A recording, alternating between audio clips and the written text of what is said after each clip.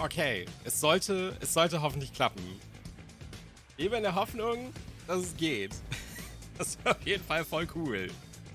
Was geht ab? Es ist einfach 1 Milliarde Jahre her, dass ich irgendwas gemacht habe schon wieder. Aber ich bin so busy immer. Ich kann nichts dafür. Es ist furchtbar.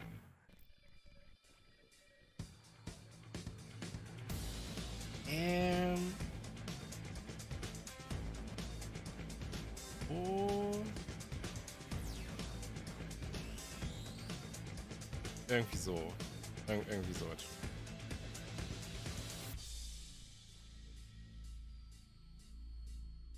Mir wurde schon ein Spiel geleakt. By the way, das ist mein Kater, für alle, die den noch nie gesehen haben. Richtig, richtig guter Dude. Ein Spiel wurde mir schon geleakt, aber ich verrate es euch nicht. Außer ihr wisst, welches es ist, dann ist es relativ klar. Ich fuhr da noch ein bisschen. Auch nur ein ganz bisschen, ich verspreche es, ist nicht viel. Aber ich habe einfach übelst Hunger. Junge, mir geht's voll gut. Holy shit, ich hab's endlich geschafft, das ganze Dings aufzunehmen. Ich habe alle 58 Seiten des Metroid-Skripts aufgenommen. Jetzt muss ich nur noch schneiden.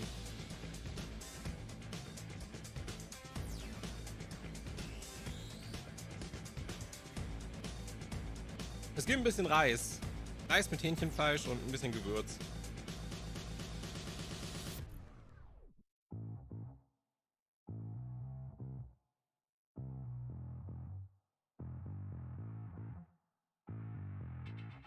Ich meine, warte mal.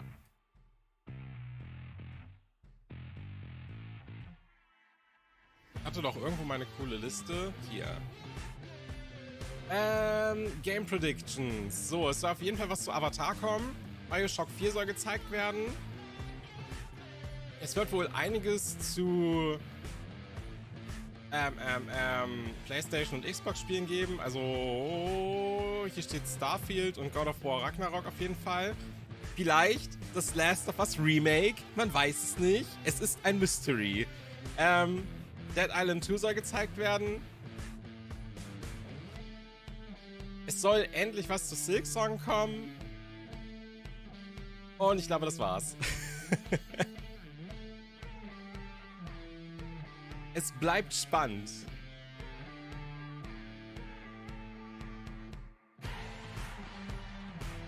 Ach, ich bin groß genug. Mehr muss man von mir nicht sehen.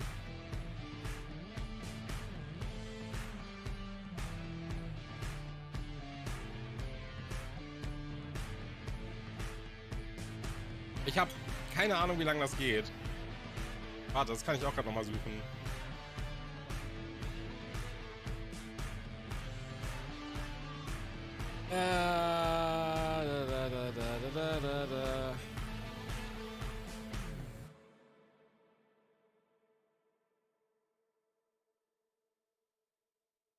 Length.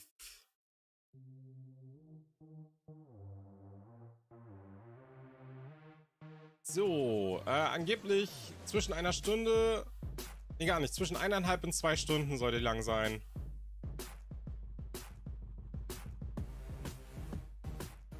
Also kommt einiges.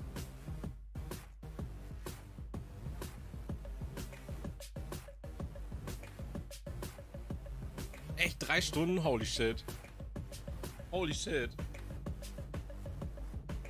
Dann hoffe ich, ihr habt euch einiges an Snacks mitgebracht. Seid gut hydriert. Ich muss mir gleich auch noch was zu trinken machen. Ja, nice. Dann sitzen wir wohl eine Weile hier.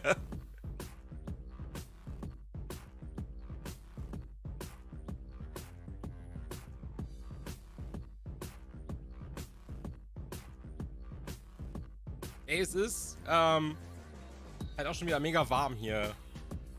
Furchtbar.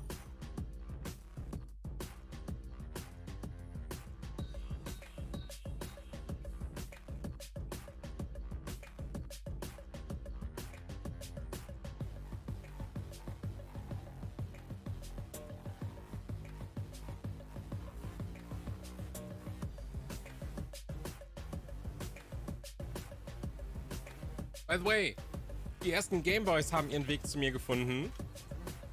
Und tatsächlich sind das nicht alle, die ich bekommen habe. Ich habe noch mehr bekommen. Und weil mich der eine Dude auf eBay Kleinanzeigen einfach übelst nervt, ob sein Paket angekommen ist, gehe ich jetzt nachgucken, ob es angekommen ist. So, wir haben hier ein kleines, aber feines Paket, welches ich direkt einmal aufmachen werde. Krasser ist, wenn diese Pakete so in alle Ecken zugeklebt sind. Das ist so scheiße aufzumachen, Alter. Wer kommt auf so eine Idee? Anstrengend. So, oder? Ist das so? Ich glaube schon.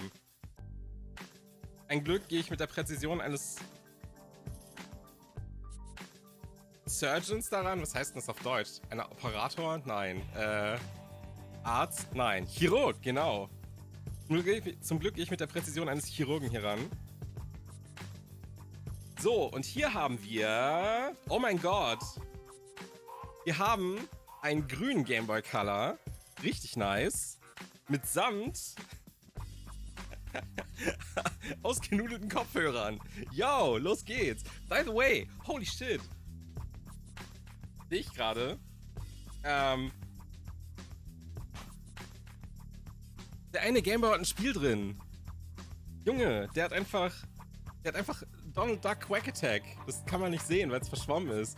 Aber yo, einfach Free Games, so. Finde ich immer gut. Besonders wenn es so Gameboy-Spiele sind, die sind einfach heillos teuer geworden. So ein fucking Pokémon Gold und Silber, die sich 500 Milliarden Mal verkauft haben. Einfach so 50 € für so ein gebrauchtes, abgenudeltes Cartridge. So, was zum Fake, Junge.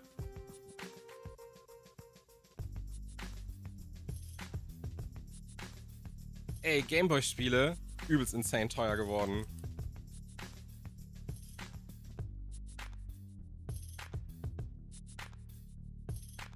Habe ich schon gesagt, dass ich ein Famicom Disk System besitze? Das ist halt das dümmste Ding in meiner in Häkchen Collection, das ich habe. So, als nächstes haben wir...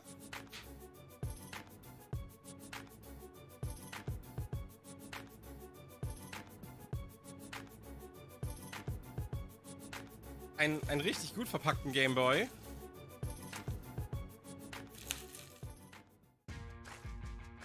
Und es ist noch ein grüner mit Stickern drauf. Lohnt sich sogar. Ew, da ist ein Käfer drin. Ew, nee, den lasse ich da drin. Holy shit. Yuck. Bro, come on, das kannst du doch nicht machen. Was? Ew. Das ist ja richtig eklig. Yo, den lasse ich da drin. Oh shit. Okay, so, einen habe ich noch. Hey an alle, die dazu kamen.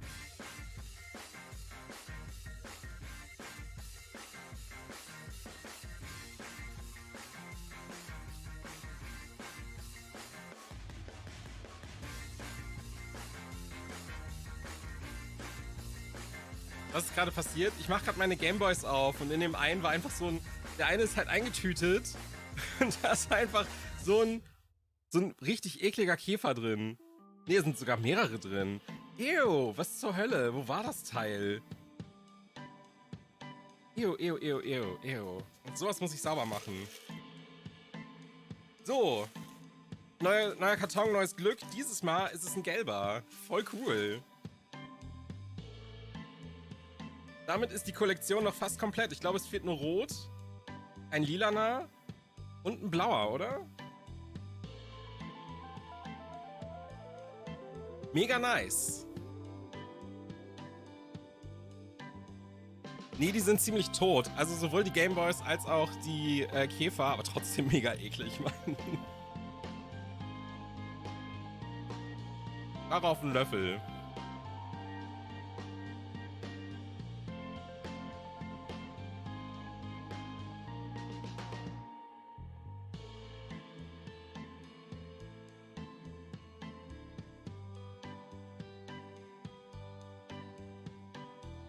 Die Gameboy-Parts wurden auch schon abgeschickt. Das heißt, ich kann die tatsächlich auch bald einbauen und alles. Und freue ich mich sehr drauf. Wird cool. Holy shit.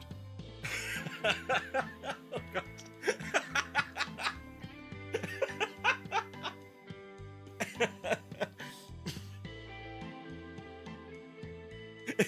Ich sehe gerade erst, dass ich mein Kanal-Icon geändert habe. Ich habe das voll vergessen.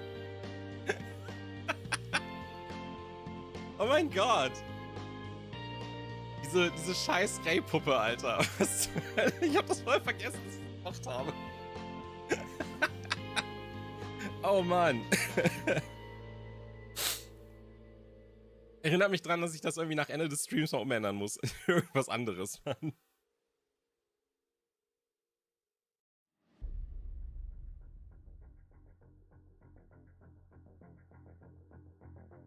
Auf Chainsaw Man habe ich auch schon richtig Bock. Da freue ich mich sehr drauf.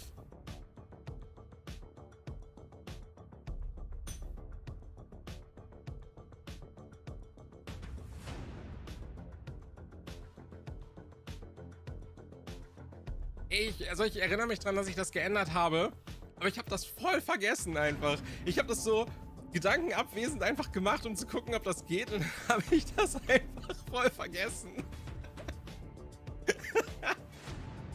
Ich denke halt nie über dieses Icon nach, Mann. Eigentlich möchte ich es fast so lassen. Oh Mann.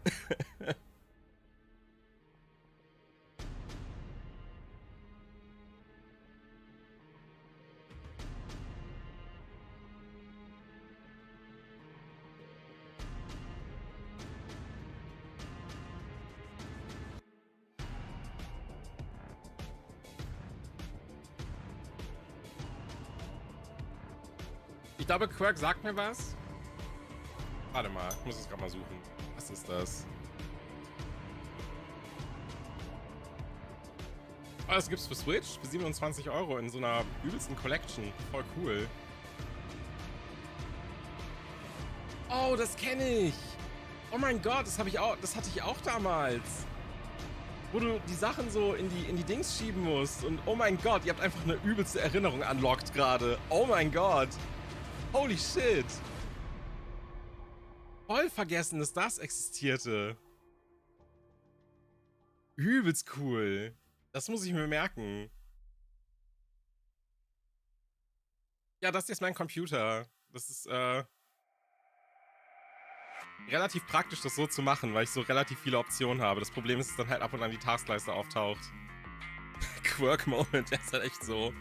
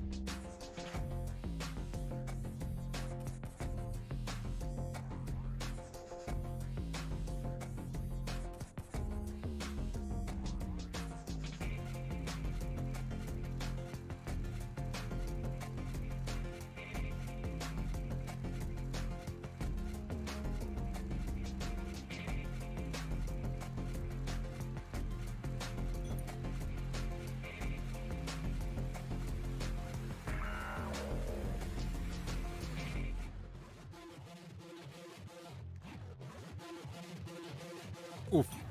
So, eine Sekunde.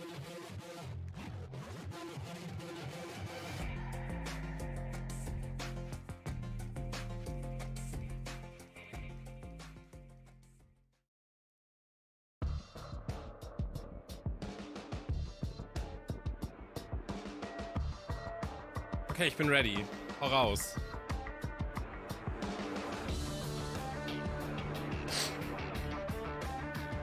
Zeit für die Discount E3.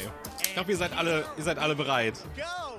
Hello everybody, I'm Jeff Keighley and this is Summer Game Fest, a live showcase of what's next in the wide world of video games. We are live here in Los Angeles, so whether you're streaming from home or watching inside an IMAX theater, welcome to our showcase event. Over the next few hours, we'll give you updates on the games you love, be joined by special developer guests, and yes, have a few surprises along the way too. Now, what I love about this show is that it's a true cross-industry showcase. Whether you play on Xbox, PC, PlayStation, Switch, or mobile, we'll have games for you. It doesn't matter your platform of choice. We're all here to come together as one community that simply loves the art of amazing video games. The biggest franchises in the industry are here, like Call of Duty. You'll get introduced to exciting new worlds and new teams, and we'll make room for small independent developers who we think deserve the spotlight too. If we do this right, hopefully you'll discover a few new games to put on your wish lists. And even if you don't get every announcement that you desire, and let's face it, you're not going to get everything today, but we've got a lot of great stuff.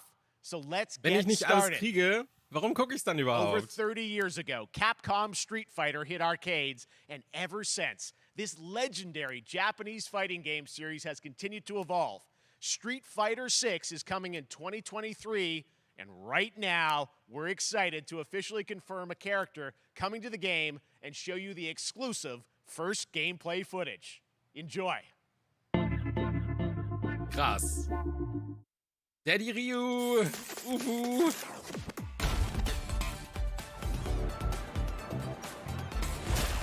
You won't know what hit you. Let me have some Ich fun. hoffe einfach, das Spiel wird gut. Let's get this mission started. Ich weiß halt nur, dass Street Fighter 5 von vielen echt nicht so krass gemocht wurde und das fand ich eigentlich sehr schade.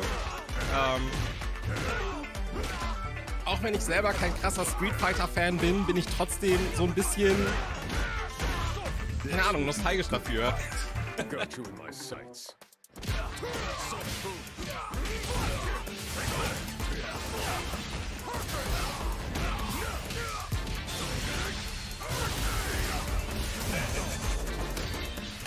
Neutralized.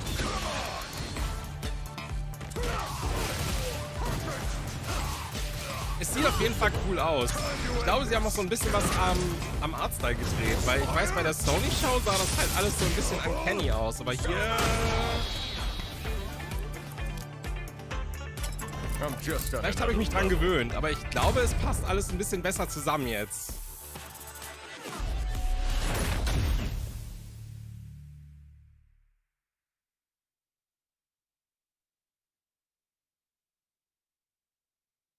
Und das Spiel ist wieder Multiplattform. Ich glaube, das war Street Fighter 5 gar nicht, oder? Das war PlayStation exklusiv. Next, it's time for a brand new game announcement here at Summer Game Fest. Check this out.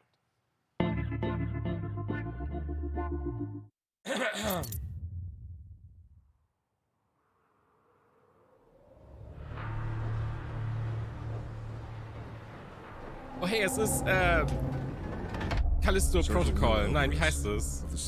Calippo Protocol. Our mission was to enter the Tantalus base, locate the comsat relay, and bring it back online. Ich hab den Namen vergessen. But there was a problem. Vielleicht ist es das auch nicht. Vielleicht ist es das doch. Close now, Private. Close that gate. Nothing gets in here. Ray didn't make it. Releases in one piece. Ey, jetzt ein Calippo, wäre ich halt mega mit dabei. Willis, take the lead.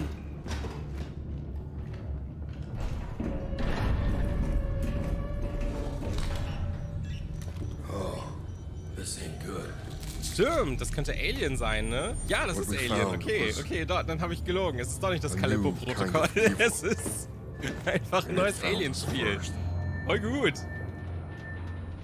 Alien Isolation 2, los geht's. This wasn't human. Retreat! Retreat! Willis! Open fire! Go! Go! Go!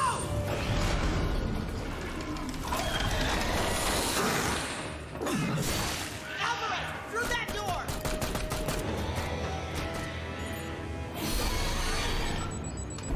Hold that door, Sergeant!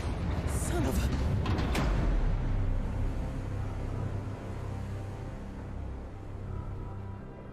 I don't know what I saw in there. But I know when I close my eyes, I still see it. Now everyone's dead.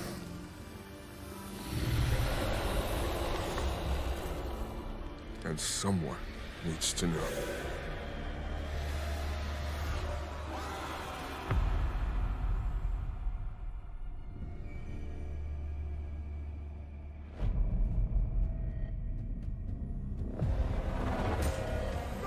Ich wollte mich jetzt beschweren, dass wir kein Gameplay bekommen haben, aber schön, dass es doch noch kommt. Zumindest für 1,5 Sekunden.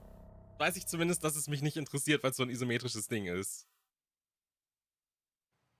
That was Aliens Dark Descent, and it's coming in 2023 to console and PC. Next, 2 years ago at the Game Awards, we revealed the Callisto Protocol from the creative forces behind the Dead Space franchise.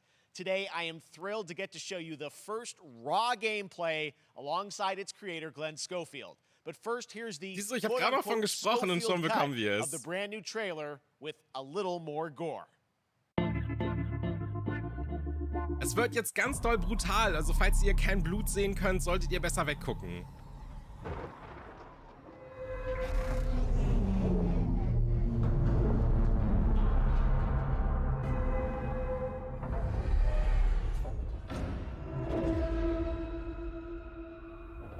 Take a look outside. Did you know that they call Callisto the Dead Moon? Dead.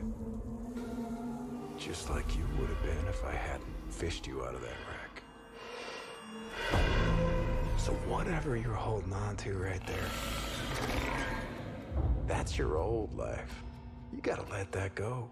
Because your new life is Yo, entirely los geht's. Holy shit. in my hands.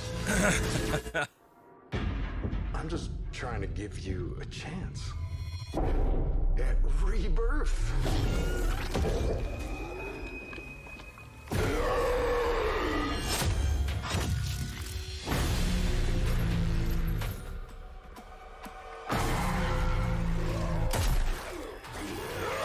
Ist das derselbe Trailer, wie sie bei PlayStation gezeigt haben?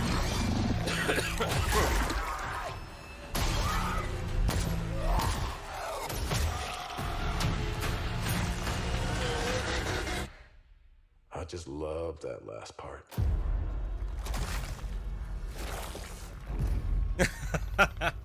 Gives Nice. me chills every time.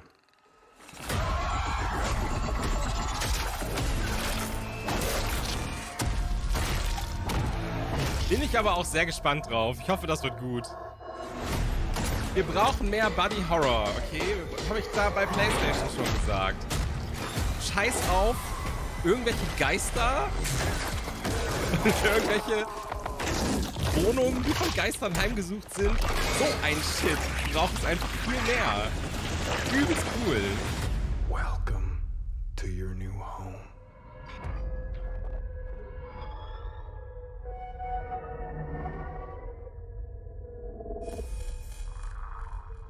Das kommt für alles. Voll gut. Freue ich mich drauf. Das Callisto-Protokoll. Hau raus. That's right. We know what you wanted to see. And joining me now, Glenn Schofield, Striking Distance. Glenn, first of all, congratulations. This game looks absolutely incredible. And I got to say, the fact that you have built this team, this studio, new IP, shipping this December, all in COVID, blows me away. So congratulations. Yeah, thanks, man. Thanks for having us. I really do. Ja, ich bin auch extrem enttäuscht, dass es nicht für die Switch rauskommt, aber manchmal muss man einfach manchmal muss man einfach zurückstecken. Man muss damit lernen, umzugehen. All these years, man. I think I've known you like 16, 17 years now. And by the way, wenn ihr es im Epic Store kauft, nutzt mein Creator-Code Musician, glaube ich. I just wanted to thank you. I really do appreciate it. Thank you. It's not about me. It's about you guys. Yeah, I know. I appreciate that. Thank you so much. And yeah, it's so Meine fun Güte, to do ich hab these voll shows and Frosch im Hals. to Es tut mir show leid. this game. So people saw the trailer, but what I'm so excited today is that you just brought a raw gameplay sequence. This game is in development, and people are going to be blown away, I think, when they see it. But tell us a bit about what are we going to see today? Yeah, we got a couple minutes of, like you said, like raw gameplay. It's 2 segments in the first half of the game. One is a med bay, another one is a power station, and you're going to see some new enemies, some brutality, some just about everything. We're showcasing a new weapon called the Grip. Okay. It's like a gravity gun, but it picks up the enemies and it shoves them into giant fans. It rips them apart. It's great. And then check out the nice ending we have, where we we usually will kill Genau, Breath of the our Wild main 2 character, kommt. Jacob, in a very unique way. Wahrscheinlich März And, 2023. Just for a second, I want to thank the team, man. Like you said, through COVID, through everything Pass else, auf, es kommt the einfach am 7. dedication, the März hard work. zum You 5. guys are Geburtstag der amazing. Switch. Thank you very much. Calling Glenn, it. I gotta say again, what you guys are shipping this year. This looks like a world-class next-gen game. It's rare that teams are bringing something out like this year, and let's let the footage speak for itself. Thank you. Glenn Schofield, striking distance. Here it is, the first gameplay of the Callisto Protocol. Es sieht aus wie ein Next-Gen-Spiel, das auch noch für PS4 und Xbox One rauskommt. Los geht's.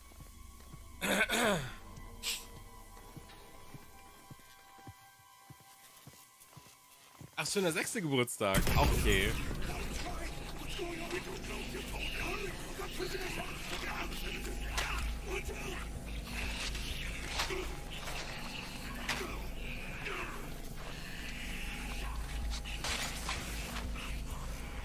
Das sieht auf jeden Fall sehr cool aus. Und man sieht auf jeden Fall, dass es sehr an Dead Space angelehnt ist. Halt auch mit diesem Health Meter hier hinten am Nacken.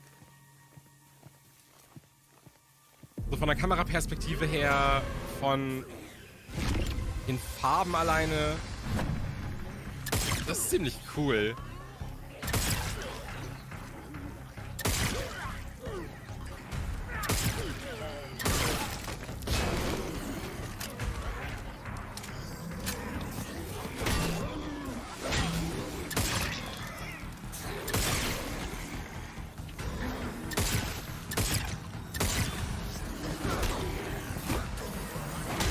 Auf jeden Fall ist der Charakter ein bisschen agiler als Isaac in Dead Space 1.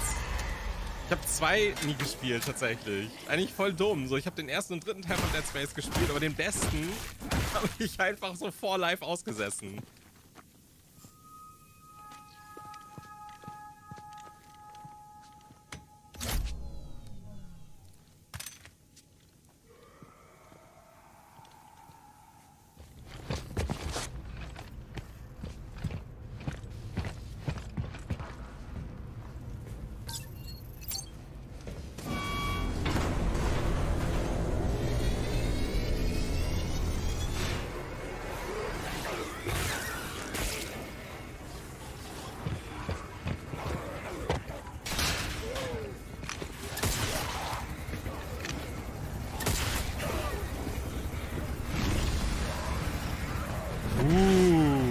Nice.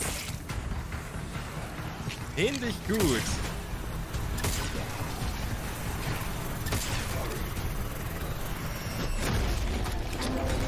Oh mein Gott. Oh Gott. Oh Gott. Oh mein Gott. Yo. What?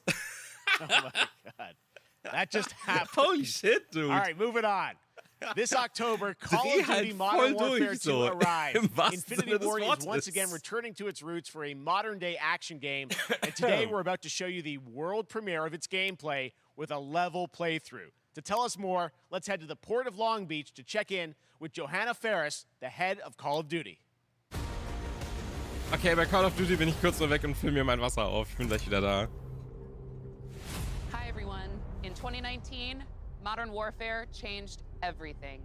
And on October 28th, we usher in a new era of Call of Duty with the launch of Modern Warfare 2. We are back, we are bigger, and we are bringing the entire team. Price, Gaz, Soap, Alejandro, and of course, Ghost. We needed a stage big enough to debut Call of Duty in a whole new way, inspired by the world we're about to enter. Oil rigs, cargo ships, and staggering odds are just the beginning. Here is Modern Warfare 2.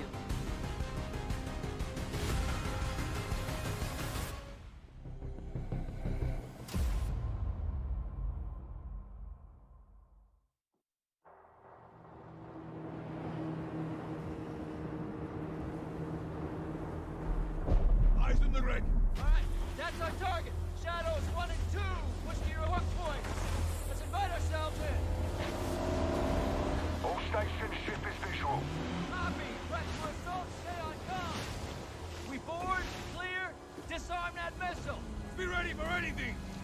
This could be a trap. Actual, we're set. Copy. Get to work.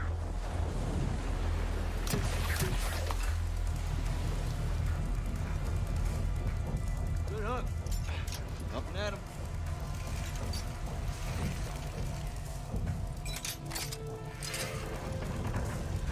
All shadows, the missile is on this platform. I want full containment.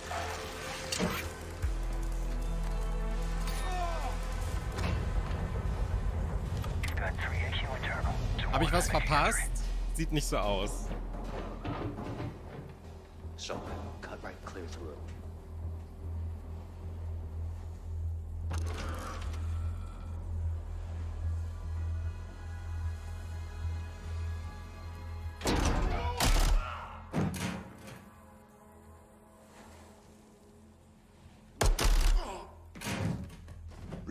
Ich bin sehr traurig, dass ich Miss Lips verpasst habe. Vielleicht kommt sie gleich nochmal und verabschiedet den Trailer.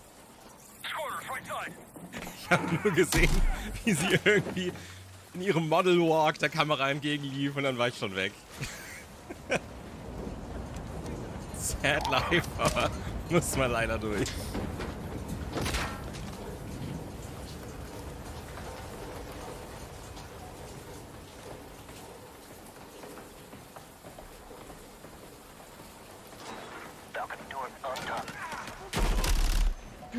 Du.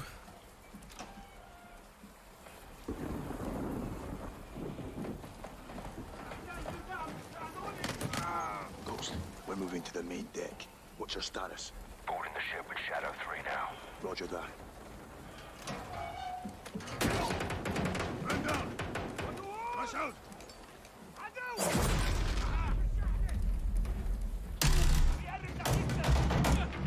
There's no one here. We need to move fast. All shadows, force out. I want eyes on that container now. 2 copies, moving. We gotta roll. Ich habe halt irgendwann auch komplett den Bezug zu Call of Duty verloren. Ich war so, also ich war nie im Spiel drin. Aber ich hatte zumindest immer so im Kopf, was jetzt so der aktuelle Teil ist und was so alle spielen. Aber irgendwann habe ich so komplett den Überblick verloren. So, ich habe keine Ahnung, was das jetzt hier für eins ist, in welchem Zusammenhang das mit dem Rest steht und was die coolen Kids heutzutage für Call of Duty spielen. Ich glaube, es gab irgendwie Vanguard und Vanguard war irgendwie echt kacke, habe ich so mitbekommen.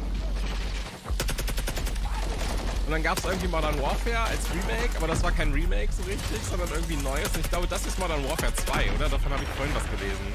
Ich erinnere mich wieder. Die Call of Duty Sektion in meinem Hirn bewegt sich. Habe ich alles nicht gespielt. Den einzigen Call of Duty Teil, den ich so ein bisschen gespielt habe, war Black Ops auf der Xbox 360, glaube ich. Und den habe ich auch nicht durchgespielt. Clear.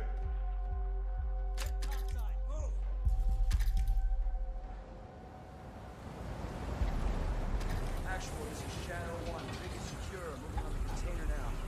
Roger that. Confirm when the objective is. Ich weiß nur damals, als bei mir die ganzen Sachen geklaut wurde, hat der Typ auch einfach irgendein Call of Duty mitgehen lassen. Where are the controls? On that damn ship. Actual, we got a problem. Missile is armed. Controls are somewhere on the ship. You have your orders, son. Stop that launch. Spielen nicht alle möchtegern 12-Jährigen heutzutage Roblox und immer noch Minecraft und Fortnite fast gar nicht mehr so krass?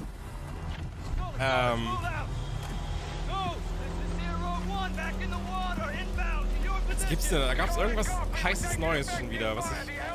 Es liegt mir auf der Zunge, aber ich komme nicht drauf.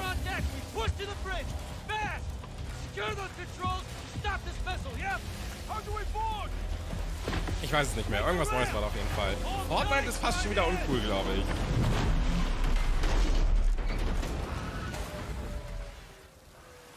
Waifu Games. Die spielen einfach die krassesten Age Games so.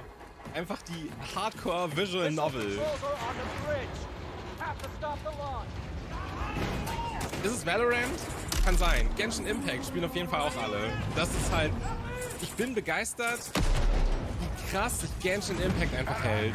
Ich hätte nicht gedacht... Also ich hätte gedacht, dass es so seinen Erfolg findet, aber nicht, dass das halt so insane krass ist.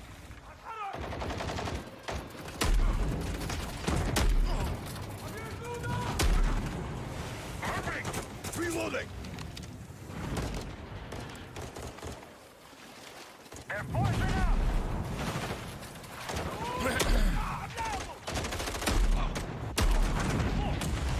Ich muss halt Genshin Impact einfach mal richtig spielen. So, ich habe das so ein bisschen gespielt, als es rauskam und dann habe ich es einfach ignoriert, weil es mich nicht gepackt hat.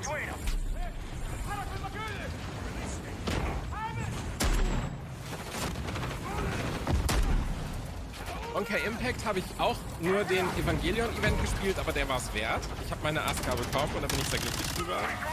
Und ich freue mich sehr auf dieses neue Spiel, was sie angekündigt haben. Was so ein bisschen Devil May Cry, keine Ahnung, wie sich aussah.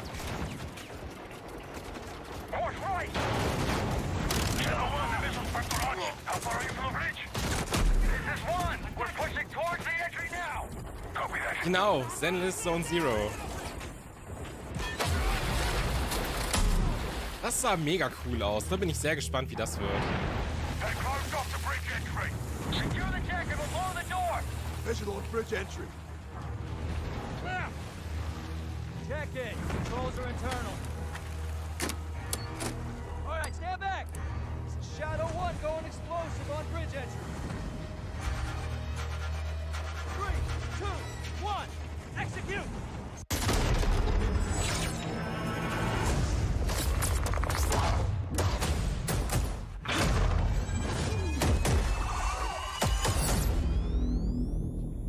Pre-order now and get early access to the open beta.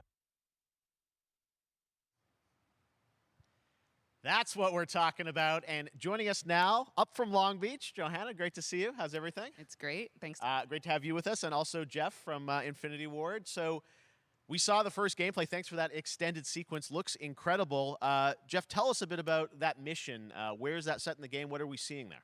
Absolutely. So, first of all, we're really excited to welcome back Captain So, ich habe John gerade mal die Price Qualität ein bisschen runtergestellt, weil einfach mein Internet abkackte ohne Grund. Aber es sollte wieder gehen, hoffe ich. They're not actually in what we just saw today, but they're returning members from 141, and then the other two characters that you may recognize from the older franchise that we're reimagining are Simon Ghost Riley and, of course, Soap John McTavish. And then a couple other new characters in here that we're really excited that we got to create for this game. First, Commander Philip Graves and Mexican Special Forces Colonel Alejandro. And Alejandro, I gotta say, it's a character we're really excited about. He's a guy who's super capable and a guy who's just as important as Task Force 141. But as far as the level's concerned, I got a shout out to IW. This was a tremendous collaboration across all of the different disciplines. As you saw, everybody coming together, some really motivated devs here. And, you saw the wind and the animations and the awesome sound design. And of course, our new water tech, which is actually pushing the boat in different directions. It's creating a physically dynamic environment, allowing for the cover you were seeing in certain cases. You could be behind cover, and then suddenly that cover would shift and leave you exposed, but it also leaves the enemy exposed, creating this emergent gameplay. So again, I'm very excited. Just Morbius wind and Morbius water. And that's just a hint of where things are going to go. Johanna, tell us a bit about Call of Duty overall. Modern Warfare 2, obviously, we're so excited it's back this year, but you've got lots going on across Call of Duty. What can we expect from you guys this year? Aber sie mobben einfach nicht. First of all, thanks for having us here. We're just so excited Call of for Duty nur die ganze 28th. Zeit. It's such a big moment, not just for Modern Warfare 2 and everything that Jeff and the team at Infinity Ward have built, but it really marks the step change, what we're calling a transformational moment for the entire franchise. You're going to see incredible rendering, incredible graphics, all the things just within the game itself, built all on one shared engine now across Warzone and Modern Warfare 2 going forward. Of course, there's a lot of chatter and interest about the new Warzone experience. We're affectionately calling it Warzone 2.0. There will be a standalone experience of Warzone for current existing players as well. So we're going to sort of feed the entire community there. But all eyes on the 28th. And again, I think the collaboration's just been incredible. Ach ja, Everybody's so ich habe excited for vorhin das Task Force Famicom Disk 141. System erwähnt. Warzone coming to mobile as well Ich for besitze players das, on the das go. Metroid-Original fürs you know, I Disk mean, so System. just a Und das big ist moment, total and there's gonna be a strange, lot weil more du, to come das in ist so eine the months to Diskette und du follow. musst die ständig rausnehmen und Before umdrehen, we um leave, das we Spiel gotta zu ask a little laden. bit about Das ist halt Warzone too. I richtig know weird, we're Alter. showing gameplay here on this, but can you tell us anything? So, du lädst das Spiel und das sagt dir so, yo, Yeah, when dreh we're jetzt seeing mal that auf from the Seite B und dann community, musst we du love das when Ding the fans can rausholen, pick up some umdrehen, things, wieder reinstecken, dann some lädt das chatter da mal about so maybe 2 seeing Minuten und sagt so, jetzt wieder high-rise zurück zur and Seite A. other Und ich sitze da die elements, ganze but Zeit und denke mir we will so, get was into ist the dein details of Deal, Warzone 2.0 Alter? for Holy sure. shit, It will be an richtig extension of the komisch. Modern Warfare 2 Nintendo, universe. warum habt ihr So solche Sachen in all den the more 80s reason why gemacht? we think Das this ist nicht, game, this moment is such an important nicht sehr Morbius, title muss ich for all of sagen. us, looking ahead. And like we said, we're having a bold vision around the entire future for the franchise. Das hier ist übelst E3-Vibes, wo sie auf der Bühne stehen und über irgendeine Scheiße labern, die einfach keinen interessiert. Und zwar richtig lange auch. Es ist einfach total Sony-Konferenz so. Das ist so total, was Sony gemacht hat. Diese 3 Stunden Konferenzen, wovon 2,5 Stunden irgendein Rumgelaber ist, was halt niemanden interessierte. Das ist halt richtig die E3-Experience, Alter.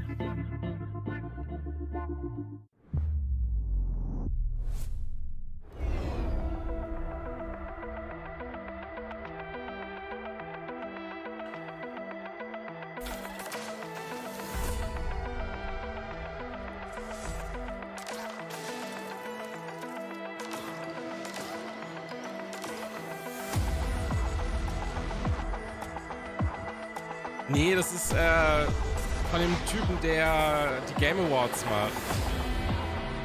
Wie gesagt, das ist halt die Discount E3-Geschichte hier. Ich habe das Gefühl, ich sollte das kennen, aber irgendwie will es mir was sagen, aber ich komme nicht drauf. Und gleich werde ich meinen Oh-Moment haben, wenn sie den Titel zeigen. Okay, doch nicht. Keine Ahnung, was das ist. Ups. Aber hey, immerhin für die Switch. All right, let's turn back Nintendo time. ist gerettet. Back in 2017, we announced Witchfire at the Game Awards. Almost 5 years later, I am so excited that the team at the Astronauts in Poland has put together an in-depth look at the gameplay of this dark fantasy first-person shooter, which will enter early access soon. I am so excited to play this, and I bet you will be too after you see this.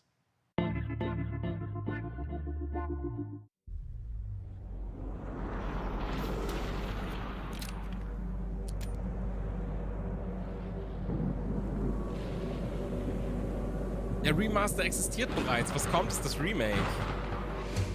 Aber ob das hier gezeigt wird, da muss man mal gucken, würde ich sagen.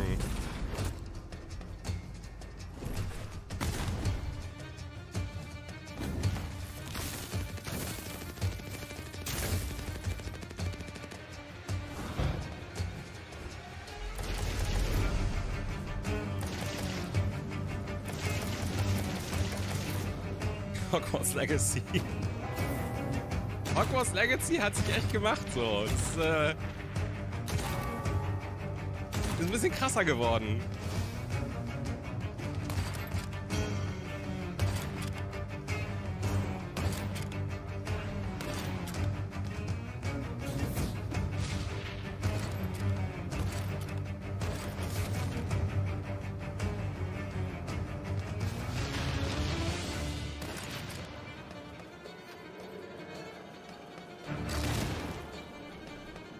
Erinnert mich mega an dieses eine Shooter-Spiel aus 2003 oder so. Wie hieß das denn nochmal? Ich weiß es nicht mehr.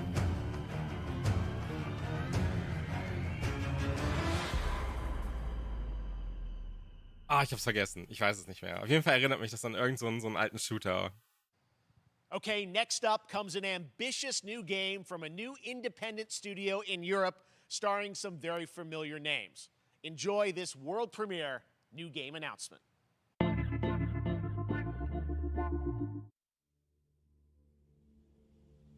Officer Taylor, Medlog 29. Today, I can't believe what I saw.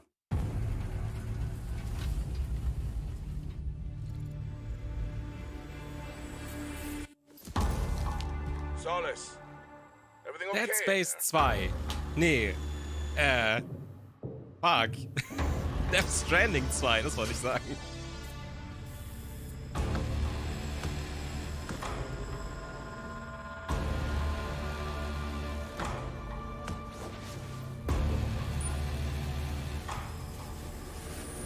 Die Leute von Blue Box waren Scam. Der Typ hat einfach nur versucht, Investorengeld zu kriegen und ist dann abgehauen. Es gab nie ein Spiel von Blue Box, Alter. Something is going on here. And I need to find out what it is. Fortnite! Nein, es ist Fort Solis. Okay, schade. Muss man mal gucken. That's something brand new. Es ist And look who it tatsächlich Troy is. Baker. Troy Ja, and los Roger in geht's. person.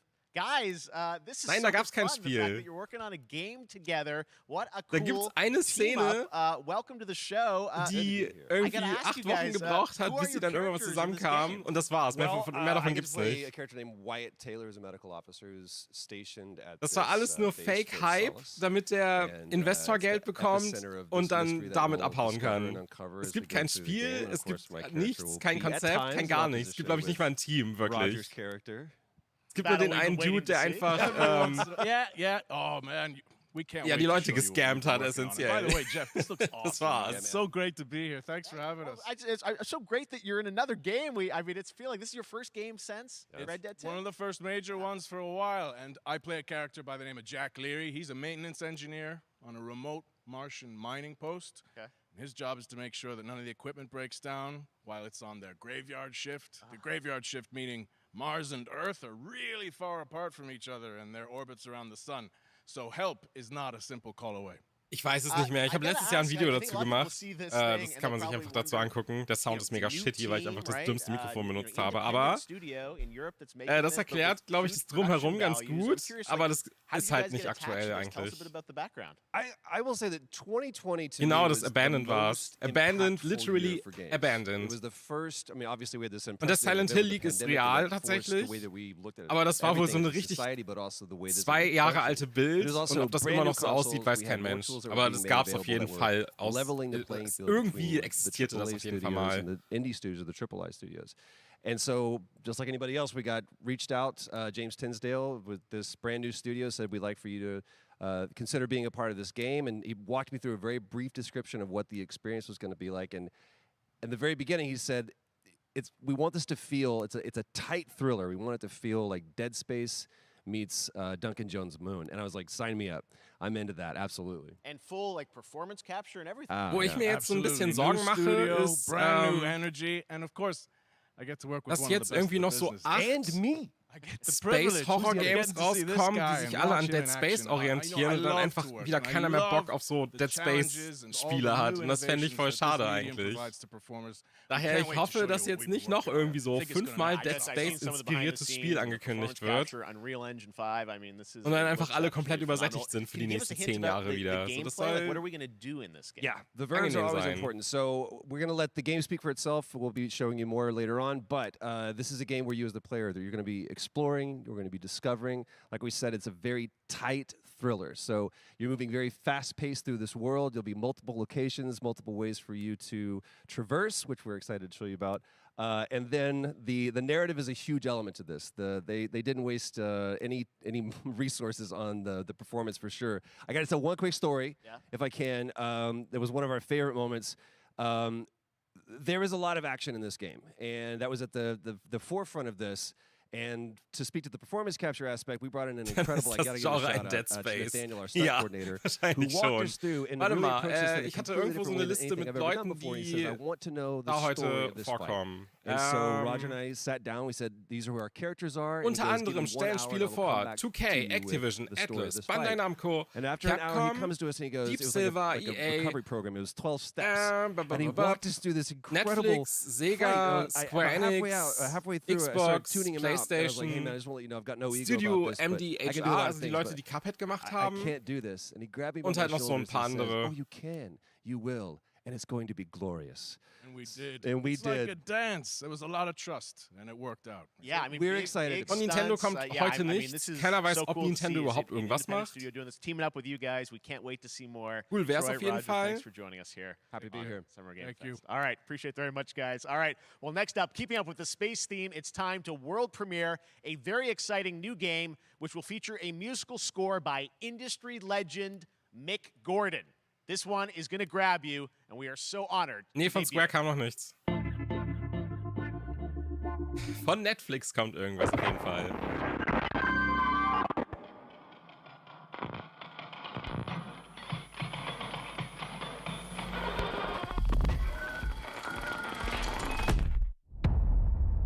Junge, wenn das schon wieder so ein scheiß Space-Horror-Spiel ist.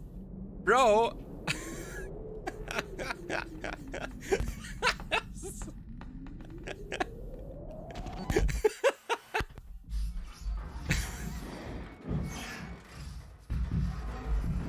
Sonic kam noch nicht.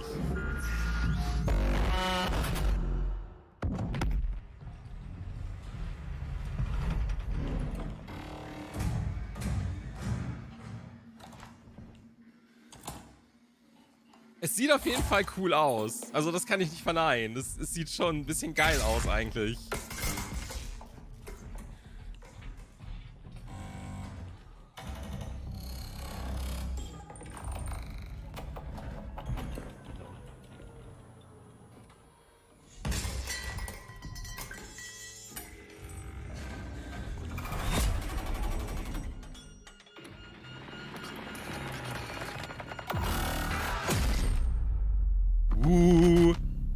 Oh, Routine? War das nicht so ein Ding, auf das sich irgendwie super viele Leute super lange gefreut haben?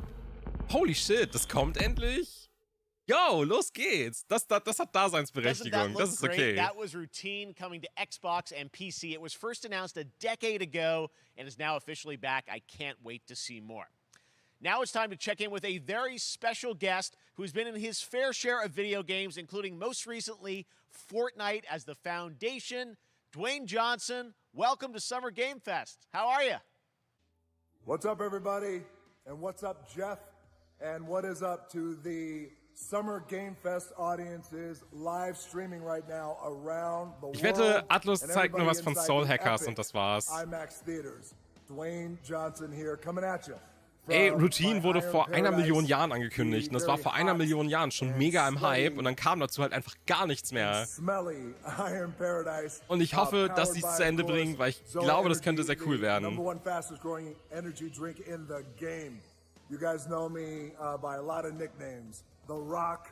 Bro, wenn wir Werbung machen, kauft euch Just Legends, insbesondere die Milkshakes sind übelst gut. Ich habe hier Cookies and Cream und Cookies and Cream ist einfach übelst fantastisch. Mixt das einfach mit Milch eurer Wahl, packt ein bisschen Sahne oben drauf, Verstreusel, holy shit, insane guter Kram, so lecker, trinke ich übelst gerne.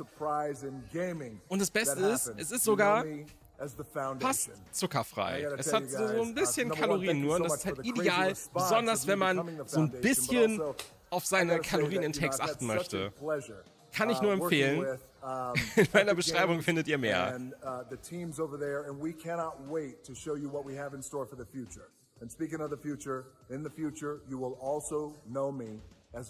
Du kannst auch so Mandelmilch, Hafermilch, sonst was, halt jegliche Milch kannst du verwenden. Du kannst auch mit Wasser mixen, wenn du möchtest. Das ist dann nicht so geil, aber es geht. Halt, ich mixe das mega gerne mit Mandelmilch, weil ich mag diesen süßen Mandelgeschmack voll gerne. Bloß dann halt dieser Milkshake-Kram, der da mit reinkommt, es mixt sich so schön. Das ist so lecker einfach. Ah, wundervoll. So you do the math. October 21st, I cannot wait for you guys to see Black Adam around the world in theaters only. And you guys will finally see the hierarchy of power in the DC Du kannst es auch mit Shire-Milch trinken, aber das ist dann deine eigene Verantwortung. To become Black Adam, and it is a role that's in my DNA and that I was born to play. I was born to play the Man in Black. Ich habe vor allem, ich habe erst letztens einen Milkshake von Just Legends gemacht. Warte mal kurz. Habe ich den noch hier? Ich glaube, das hier müsste es sein. Hier, das ist die verbotene Werbung, die ich nicht zeigen darf, weil der Milkshake falsch war. Aber Das ist ein Milchshake, den ich mit Just Legends Kram zusammengemixt habe. What have your powers ever given to you? Nothing but heartache. I was a slave until I died. Then I was reborn a god.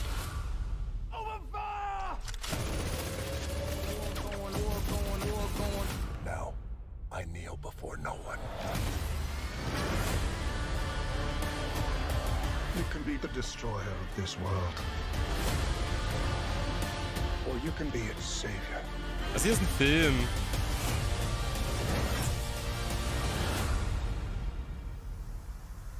That's up to you. Behind you!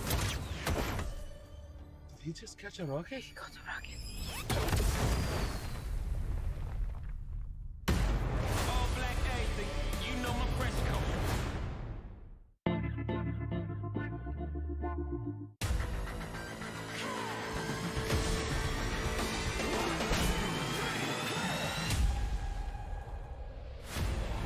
Von Outriders hat man auch ewig lang nichts mehr gehört. Das ist das Square Enix Spiel. Falls es noch von Square Enix gepublished wird.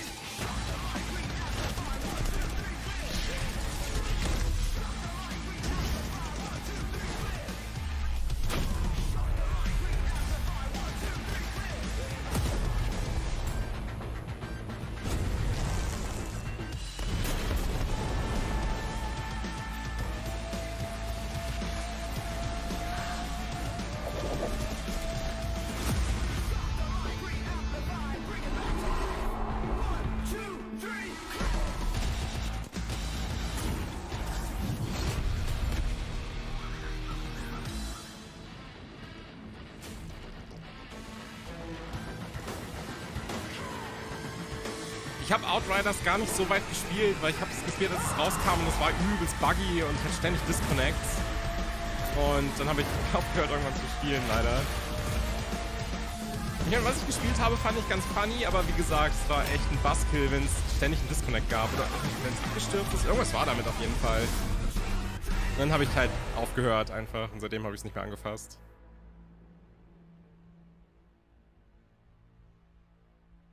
Das hier ist halt auch alles für die Casual Audience. Das ist halt, wenn du, keine Ahnung, so ein Dude-Bro bist, dann findest du alle Spiele cool, die hier kommen. Aber, das sind wir ja nicht. Wir sind speziell.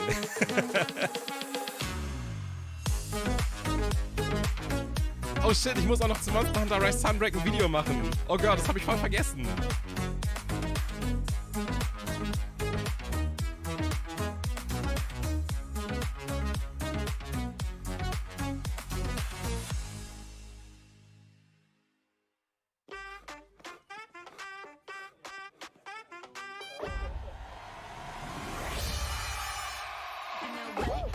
Oh, nice.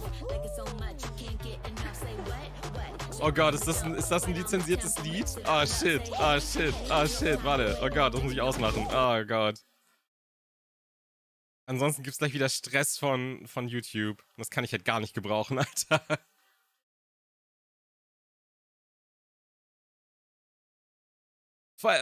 Fortnite? Nein. Fall Guys ist jetzt free to play. By the way, für alle, die das verpasst haben. Bin ich auch sehr gespannt drauf. Ich glaube, sie kriegen ja so ein richtig fettes Update. Sie wurden ja von Epic gekauft, oder?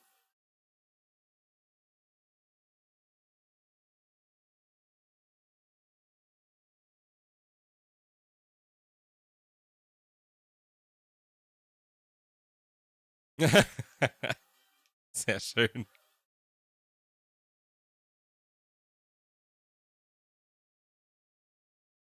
Okay, ich glaube, wir sind fertig. Free for all, available June 21st. Los geht's. Bin ich sehr gespannt. So fun to see Courage and Ray in that Fall Guys piece, and you can play and download Fall Guys for free starting June 21st. Man hört den Ton nicht, weil da lizenzierte Musik lief. Nintendo Switch, Xbox, PC, and PlayStation. All right, back to another new game announcement. We're going to announce a brand Fall Guys new war game tatsächlich gar nicht so tot. Also das war jetzt kein ultra krasser Übererfolg, aber das war anscheinend erfolgreich genug, dass es irgendwie 5 Seasons bekommen hat und letzten Endes von Epic gekauft wurde. Glaube ich. Irgendwer hat es auf jeden Fall gekauft.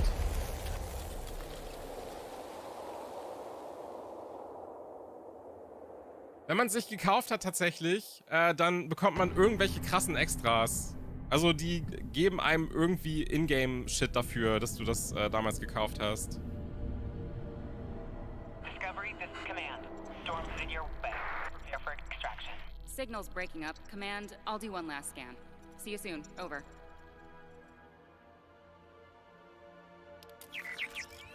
Okay, hurry.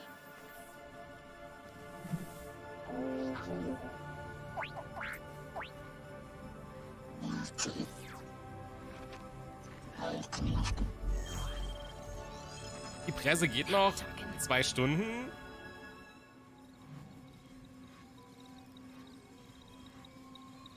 Command, I may be onto something.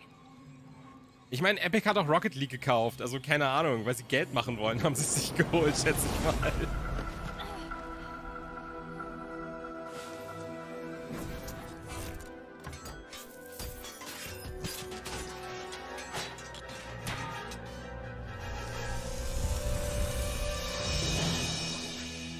I have it, Command.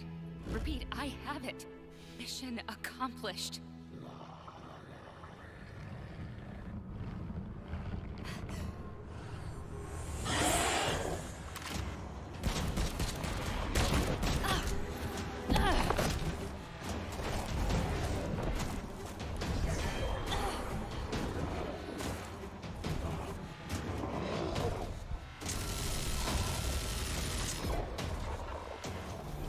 Hang tight, Doc. I've got this.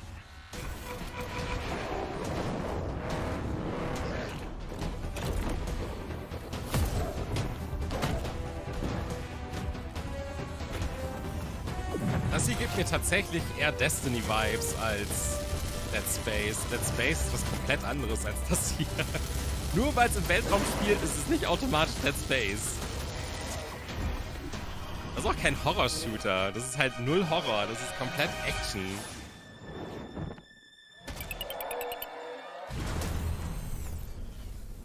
Der Soundeffekt triggert irgendwas bei mir, aber ich hab vergessen was. Irgendwoher kenne ich den. And hell's coming with it. Das sieht jetzt nicht so high budget aus, tatsächlich. Ich glaube, ich wünsche Ihnen viel Glück auf jeden Fall.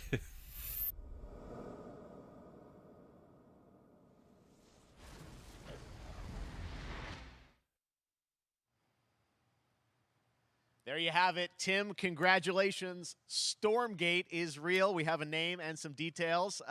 So, first of all, congratulations on this announcement. We're so excited about the return of RTS, brand new franchise. What is a Stormgate, though?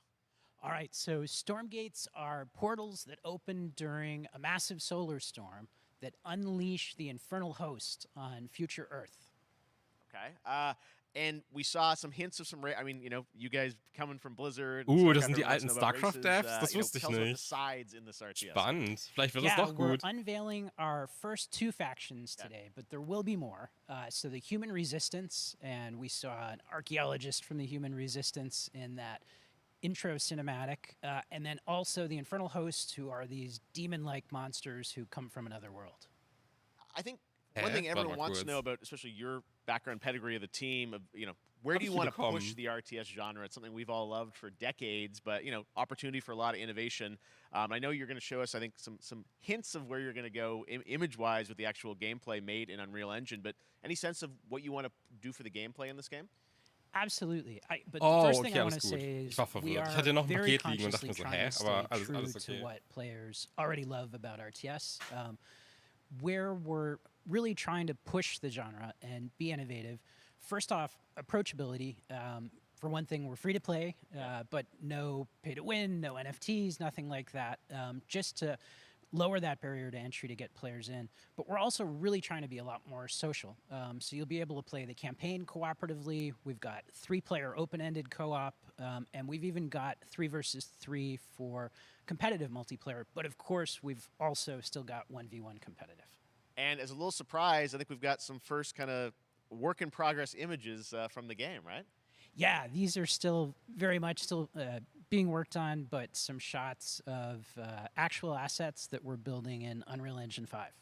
Wow. Well, I love it. 2023, you said, for the beta, so people can sign up now, get ready. And I'm just so thrilled that there is a brand new RTS franchise coming from you guys and your background and what you did, at Blizzard and StarCraft. We're so excited about this team, Frost Giant. Thank you so much for giving us your announcement today on Summer Game Fest. Thank you so much for having us here. Really grateful. Awesome. All right, Frost Giant, Stormgate, keep an eye Das out neue for Elder it. Scrolls Now kommt it's time for hundertprozentig erst so another indie game announcement, and I'm 2026. Die excited haben to damit share halt noch with nicht you. mal angefangen. High Water. Check this one out. Das dauert hundertprozentig noch 4 Jahre, bis da irgendwas kommt. Wenn nicht sogar 5. Alphaville authorities continue to deny false rumors that Alphaville elites are planning to evacuate to Mars. True or not, the one thing we can't deny is that the world ended on a sunny day. The world ended on a sunny day. Boys and girls surfing in the bay. Kids clamored in the park. No one suspected the coming dark. The wave was coming, but the sky was clear. I let it wash over me.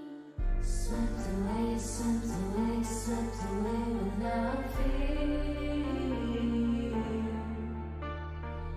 Swept away, swept away, swept away without fear. Ich mag den Stil von dem Spiel ganz gerne. Das ist ganz hübsch. Boys and girls surfing in the bay. Children clamored in the park. No one suspected the coming dark. The coming dark. What a breathtaking trailer. High Water is an adventure strategy game set in a world ravaged by extreme climate Dead change. Space, einfach das neue Now, speaking Morbius. of the world around us, It's the conflict spacing in time. Ukraine is not far from anyone's mind, and it's impacted the development of games, including Replaced from Sad Cat Studios, a Belarusian studio with devs from Belarus and Ukraine. The team had long hoped to reveal a new trailer here today, but were understandably unable to complete it in time. Guys, I just want to say we're thinking of you and all the developers impacted by the conflict, and hope to be able to share your work at a future show.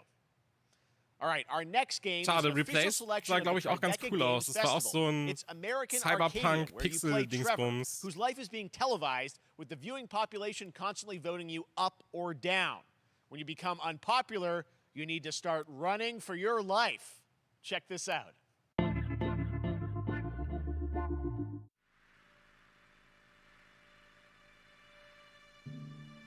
Picture a city where technology and science go hand in hand with fun and entertainment. My grandfather, Elijah Walton, had a dream to build the city of tomorrow. That dream is now a reality, and that city is Arcadia. Sieht aus wie ein VR-Spiel. A 43-square-mile metropolis where each and every citizen enjoys a life of luxury and comfort. Broadcast live 24 hours a day, 7 days a week on every digital platform. American Arcadia. Control. Subject on the run on camera 4025. Interrupt broadcast immediately.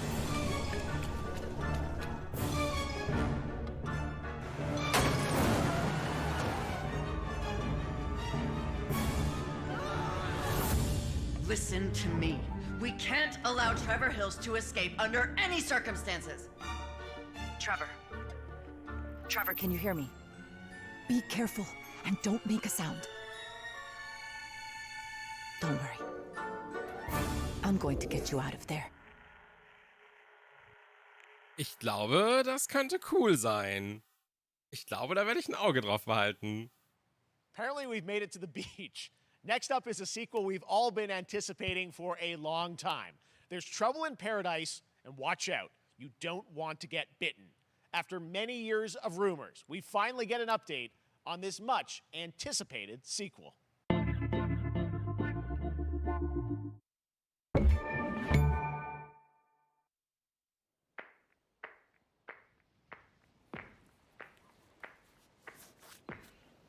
Oh, oder? Ist es Dead Space? Warum sag ich denn jetzt Dead Space 2?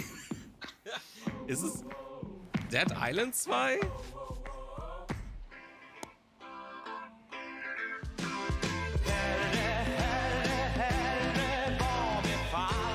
Ist das ein Dingens-Song? Muss ich ausmachen? Ich glaube schon, oder? Wait, das ist einfach... Oh mein Gott, das ist Goat Simulator. Oh mein Gott. What? Come on, dude.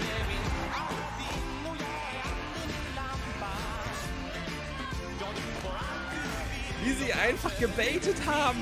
Holy shit. Ich glaube es nicht.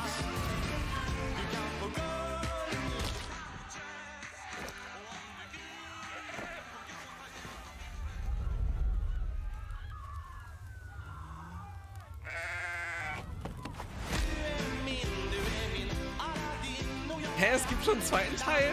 Das ist hier voll an mir vorbei. Oh Gott. Ich wusste nicht, dass es einen Goat Simulator 2 gab, Mann. And it's coming later this year to the Epic Games Store. Now, last year, Marvel and 2K announced Marvel's Midnight Suns, a tactical RPG from Firaxis Games, the studio behind XCOM and Civilizations. Hä, warte mal, jetzt bin ich auch verwirrt. Ich habe nie mitbekommen, dass es ein Sequel gäbe. Goat Simulator 2. Today, we've got to look at some new folks Gibt's set to nicht. join the battle. Es geht auch direkt zu Goat Simulator 3 über.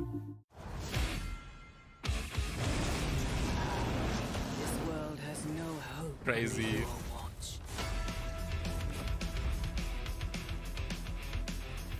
Die Scherzkekse, ich glaube es nicht.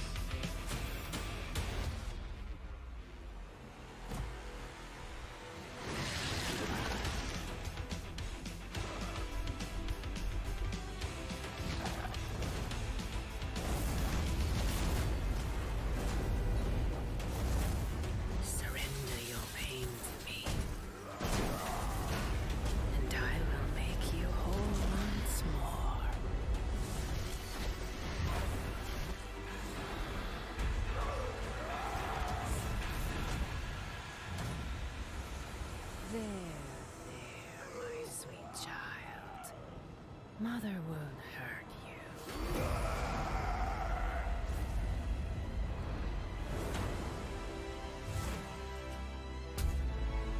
Typical Parker luck. I'm gonna need some backup.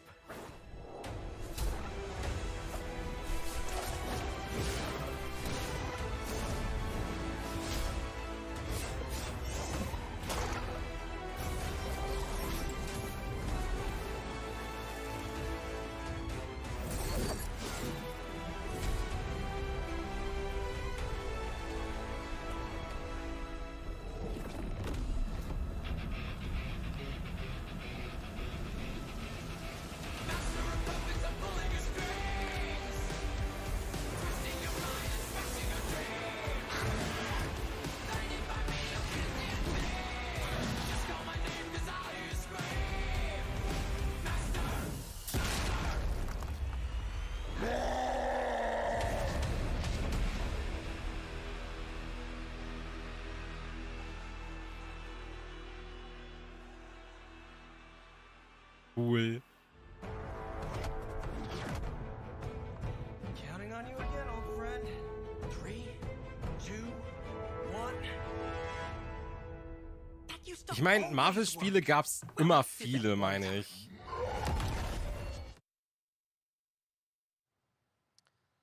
Also das ist halt jetzt eigentlich nichts Besonderes, dass die halt ein Spiel nach dem anderen rausschmeißen, das einfach genauso aussieht wie das vorige.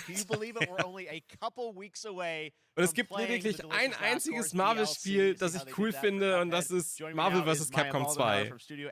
Das war's. Für kein anderes Spiel von Marvel war ich jemals gehypt. It's really coming June 30th on all major platforms. We are thrilled. Well, I'm so thrilled too that I think all the fans can't believe that this is here, and I've been lucky enough to play this actually on my Steam Deck last week, and you guys gave me a copy. I can't.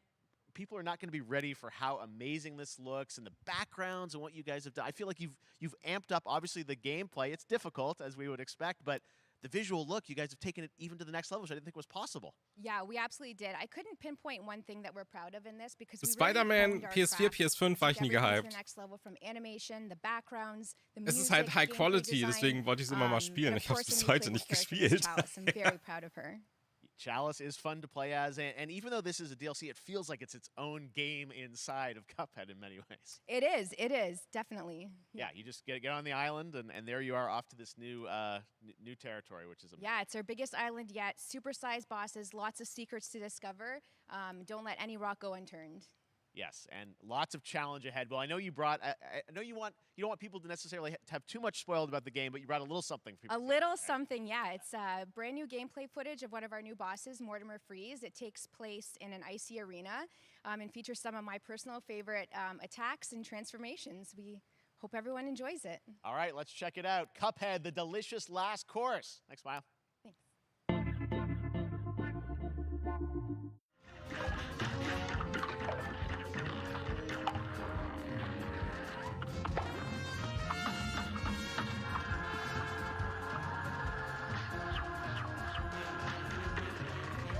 Ich glaube, das wird cool. Cuphead war cool. Ich glaube, das hier wird cool.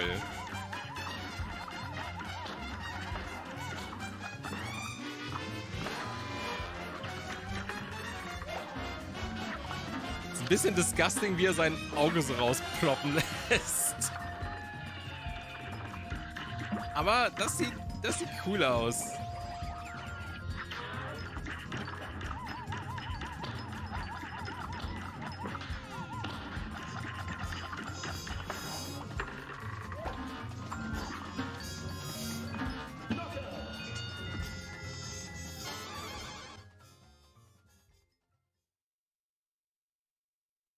War eigentlich die Netflix-Serie von Cuphead gut?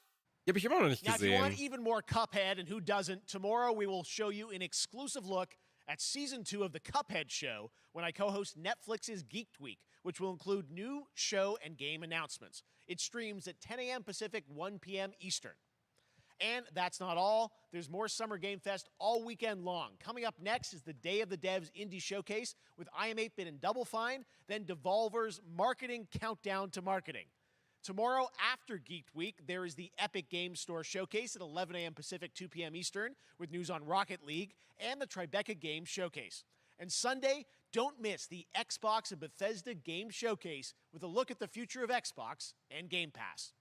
Now we have some exciting news for Nintendo Switch and PC fans about Neon White, a game where you play an assassin from hell who slays demons for the chance to ascend to heaven.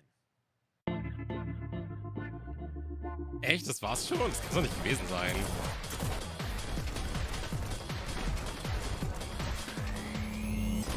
Das haben sie mal in irgendeiner Direct gezeigt. Ich dachte, das ganze Ding geht doch 2 Stunden. Oder eine. Plucked from hell to do God's dirty work. But I'm finding it hard to believe we're in heaven.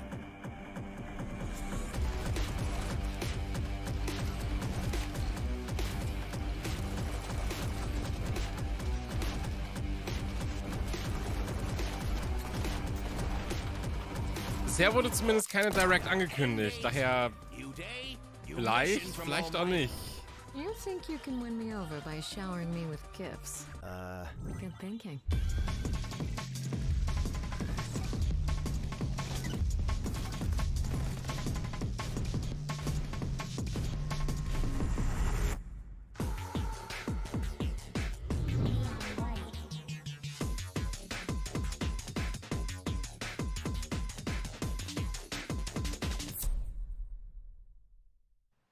We've shown you lots of games today made by huge teams. Now it's time for a game made by a single father in Poland. Over the past year, he's brought on some help to bring his vision for a fast-paced action game, Midnight Fight Express, to life. Let's take a look.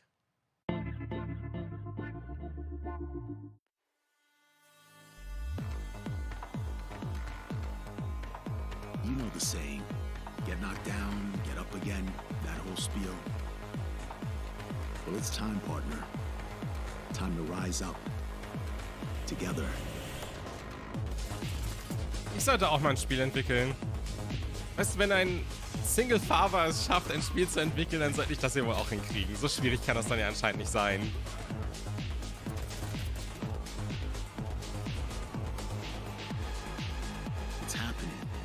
Es wird Zeit, dass ich mein Sonic-Fangame anfange.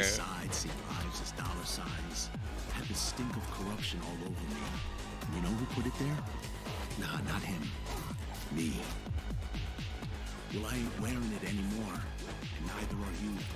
Tonight, we wash this whole damn city down. Das ist krass.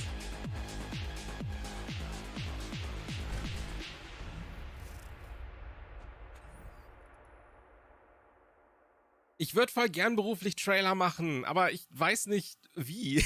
Es ist ja nicht so, als ob du bei einer Firma arbeiten kannst, die Trailer schneidet, glaube ich. Zumindest kenne ich keine, die das macht. Next week. I really want more playable games to get in the hands of you guys at home, and that's one of them. Check it out. All right.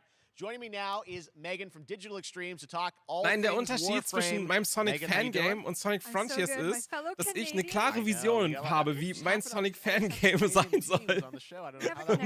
Sonic Team keine Ahnung hat, was sie mit Sonic Frontiers machen sollen. Das ist halt der kleine, aber feine Unterschied. Und deswegen wird mein Fangame halt voll gut. Und Sonic Frontiers muss man mal gucken. So, das ist, also, die beiden kann man nicht vergleichen. Ich meine, meins existiert noch nicht, aber würde es existieren, wäre es voll gut. Da bin ich überzeugt von. No, Warframe, you know, as I said, we've done a lot over the years. You guys have done incredible things with the game, and I know you have TennoCon coming up in July, which is your big kind of event of the year to reveal what's next. What can you tell us?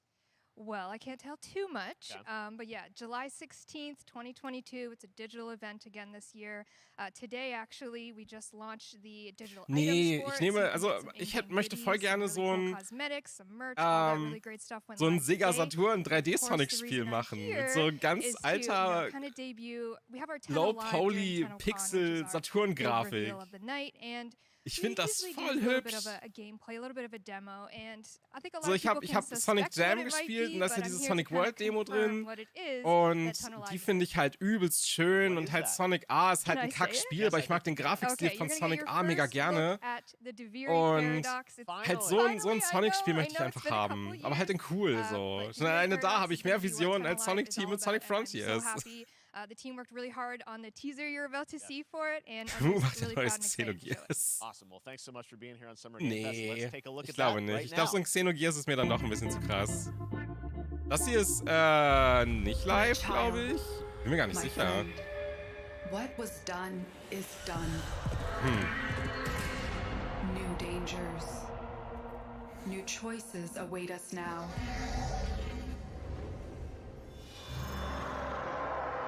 Also Square Enix steht zumindest in der Liste der Publisher, die hier was vorstellen, aber ich weiß gar nicht, ob von denen schon was kam. Außer Outriders ist noch von denen, aber das weiß ich gerade gar nicht.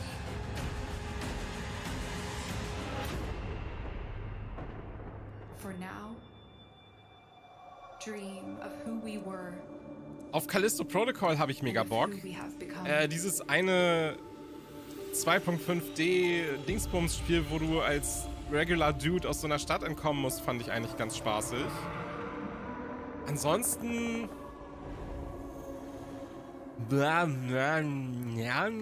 müsste ich nochmal nachgucken, was da so gezeigt wurde. Also jetzt nichts, was mir spontan krass im Kopf blieb, aber es gab noch so 2, 3 weitere Sachen, aber da erinnere ich mich gerade nicht mehr dran, da müsste ich nochmal nachgucken.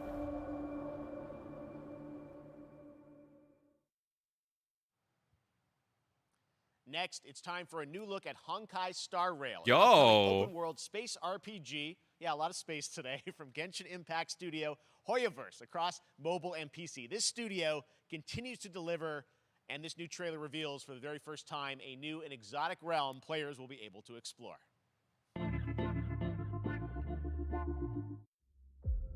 Ja, ich schätze auch, wenn Square irgendwas zeigt, dann zu Forspoken.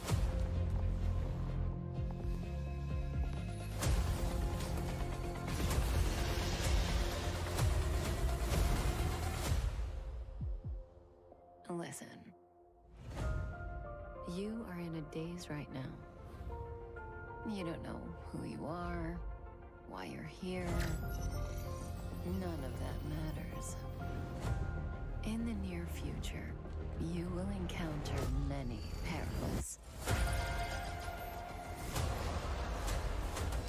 You will meet companions who treat you like family and embark on unimaginable adventures.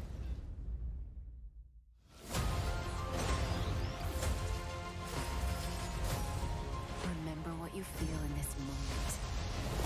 As long as you know in your heart where you're heading, you will arrive at the end of the story.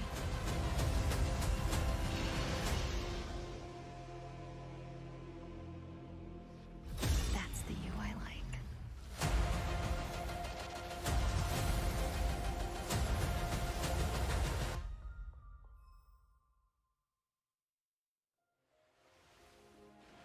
I have wine to soothe the souls of honored guests. Welcome aboard the Cienjo La Fool. Das ist cool. Also das Artwork war krass. And that's not all from Hoyoverse. Today, I'm excited to introduce you to Zenless Zone Zero, their next Okay, darauf bin ich gespannt. It's a futuristic urban action game. I have to say, I'm blown away by what I've seen so far. It was announced a couple weeks ago, and it has the detail of Genshin Impact with a fast-paced action style. Here is the world premiere of a brand new look at Zenless's notable Junge, characters, kein Spiel im enemies, Weltraum. and world. Alleine deswegen bin ich schon mit dabei.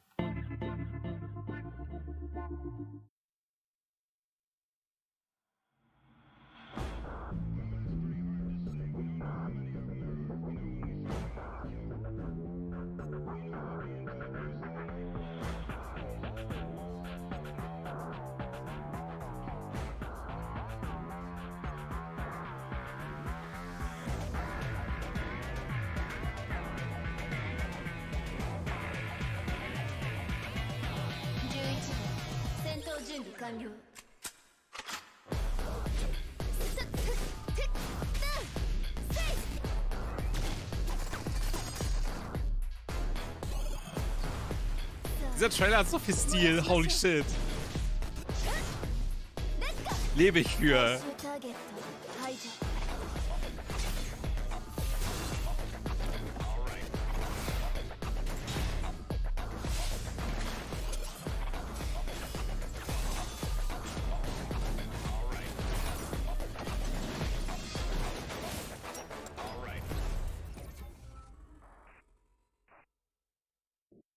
Finde ich gut, finde ich gut. Freue ich mich drauf. Ich glaube, das wird witzig. Es hätte noch so ein bisschen mehr Weltraum und Horror gebrauchen können, aber insgesamt finde ich es cool. One of my favorite reveals last year was TMNT Shredder's Revenge, which reminds us all of the Turtles arcade games back in the day. Well, it's nearing the end of development, and the team wanted to use SGF. Das ist 100%ig Free-to-Play, die machen nur Free-to-Play-Spiele. They've been keeping under wraps until now.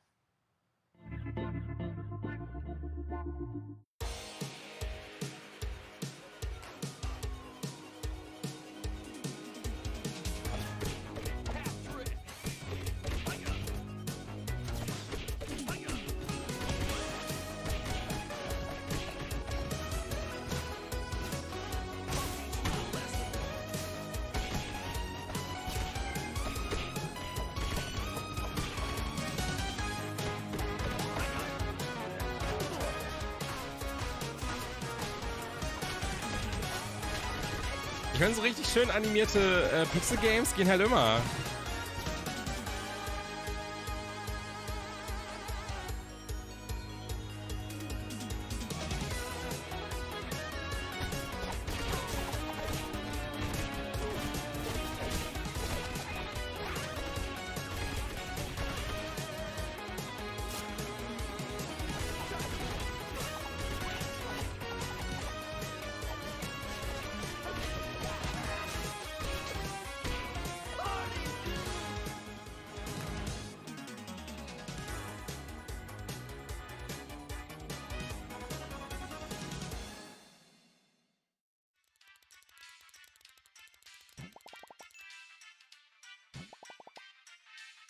Es kommt irgendwie ganz schön viel am 16. Juni heraus. Fällt mir gerade mal so auf.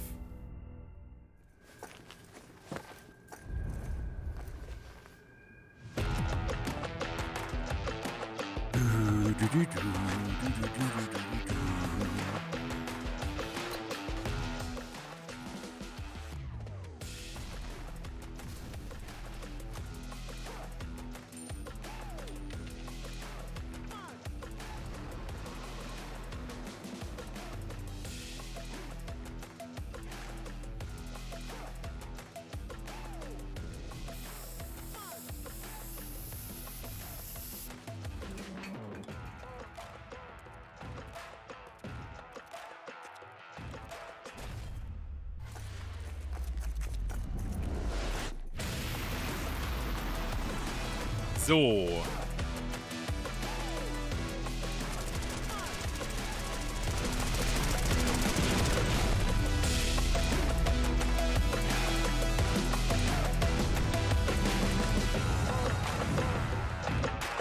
Ich merke, dass ich die ganze Zeit... Oh, okay, los geht's. Oder auch nicht. Was soll's so?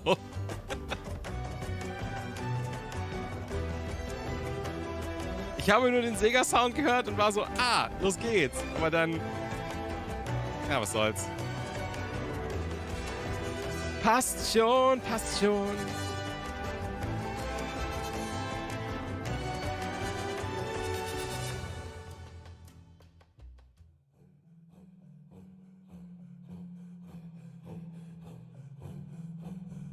But wait, there are more cultures to play with.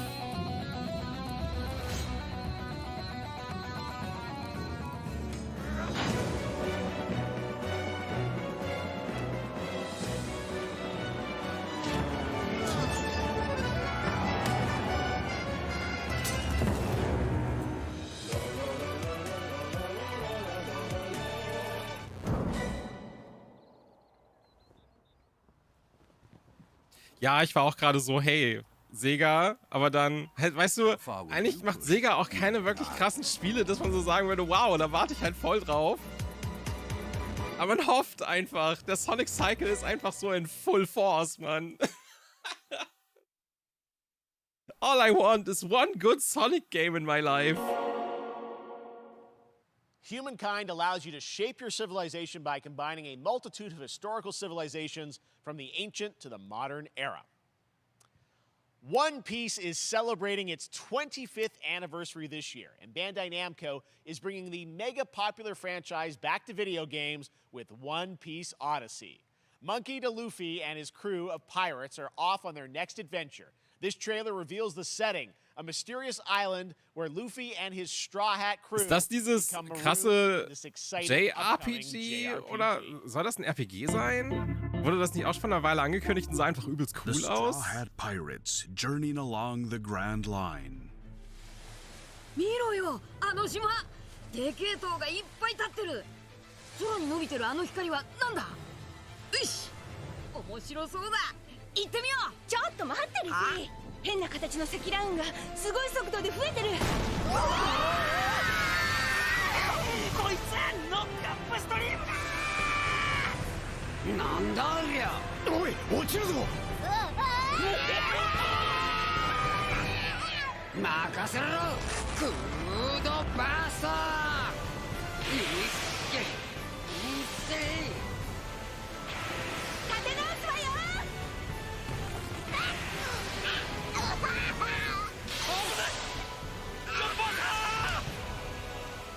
なんだよこれ。させるかよ。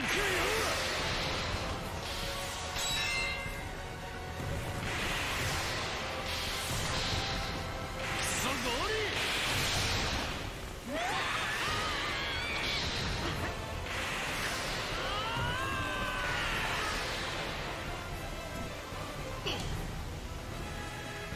雲を抜けたぞ。Filled with new encounters and hidden mysteries. Unravel the adventure that awaits. Das sieht cool aus. Das sieht aus wie so ein Dragon Quest Spiel. Beyond imagination. One Piece Odyssey. Ich habe halt leider überhaupt gar keinen Bezug zu One Piece, aber ich find's trotzdem ein bisschen cool. Hey, das ist von Ilka. Die haben die Pokémon Diamant und Perle Remakes gemacht. This August, Soul Hackers 2 from Atlas launches, and we've got your first listen to the English voice cast with this quick new look.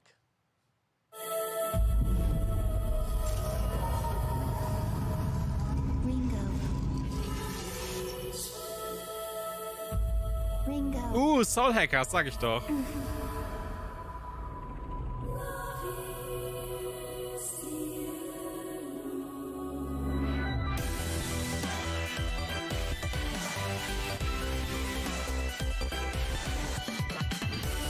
Take my hand.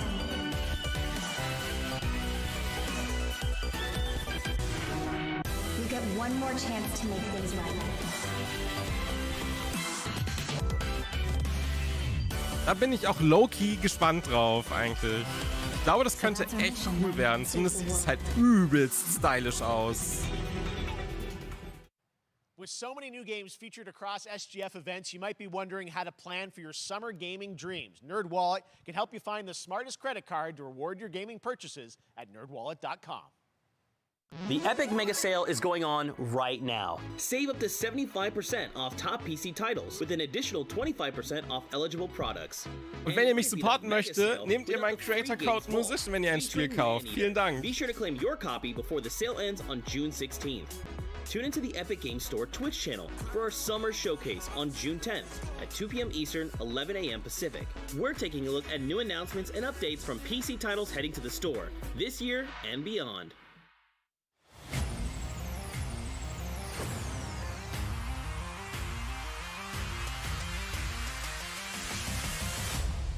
Zeit für ein bisschen Game Pass.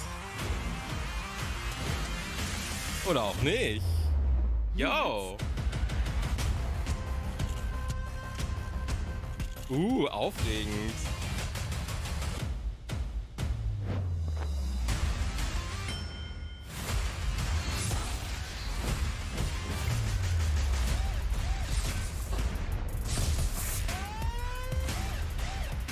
Also würde ich nie nutzen, weil ich Streaming einfach mega lahm finde, aber cool für alle, die es halt tun.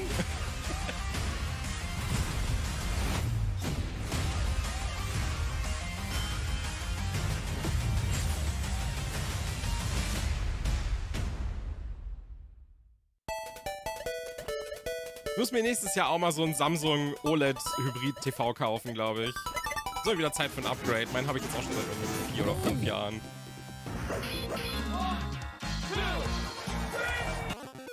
Also ein Persona-Announcement werden wir hier nicht kriegen. Da machen die ihre eigene Show für.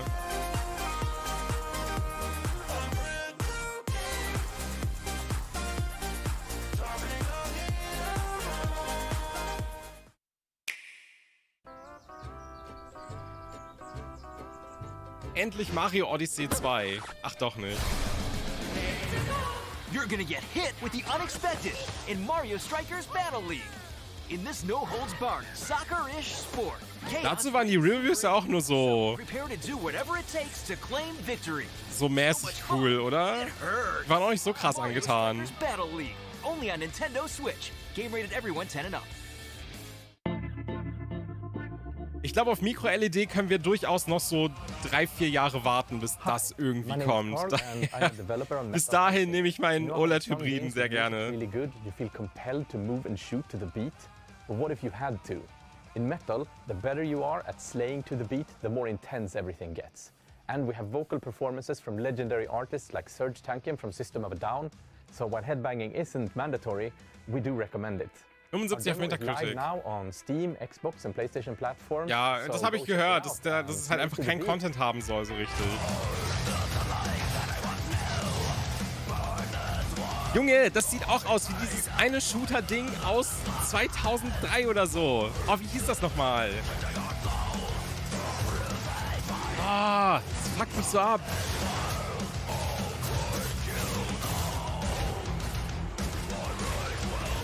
Painkiller, so hieß das.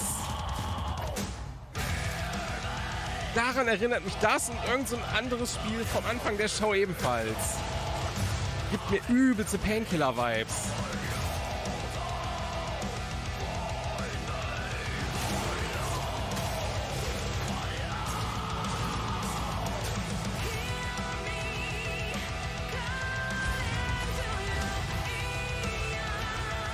Oh, das ist ein Rhythmus-Shooter, oder?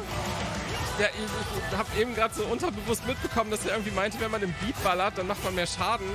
Das habe ich gar nicht wahrgenommen. Aber, oh, das ist voll cool. Genau, Witchfire sieht auch aus wie Painkiller. Halt das noch mehr als das hier.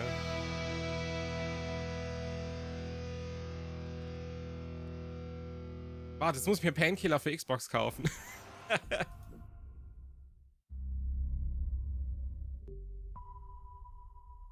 Erstmal auf eBay.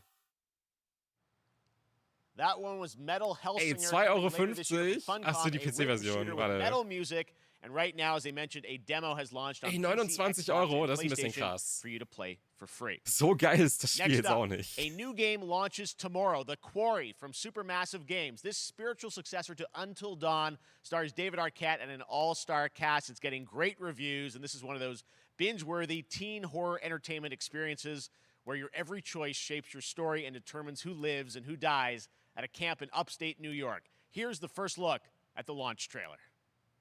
Family is the most important thing in the world. But if your whole family, you know, like every last one of them decided to jump down the bottom of a well and they're all just hanging on the end of a rope, how can one person be expected to pull them all back out? You can't. So you pull on that rope and you're just gonna fall right down at the bottom of the well with the rest of them. Oh, das ist The Quarry, oder? Yo, okay, ich wollte gerade überlegen, so was hat Supermassive Games nochmal gemacht? There is a lot more to this than you realize. Like what? Das habe ich vorbestellt, da freue ich mich voll drauf. Los geht's. Soll voll gut sein. You have no idea what's going on here. Not a goddamn clue. Das hat einfach so richtig krasse Wertungen bekommen. All right, let's do this. Who should I call? 911.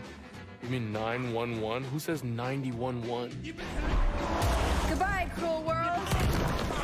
We gotta get out. I'm gonna enjoy watching. Oh, da freue ich mich mega drauf. Ich glaube, das ist das erste Mal, dass ich was davon sehe. Das sieht jetzt schon voll gut aus. This isn't a ghost story. It's a creature feature. It's really happening and you're all in it. This is gonna get a little messy.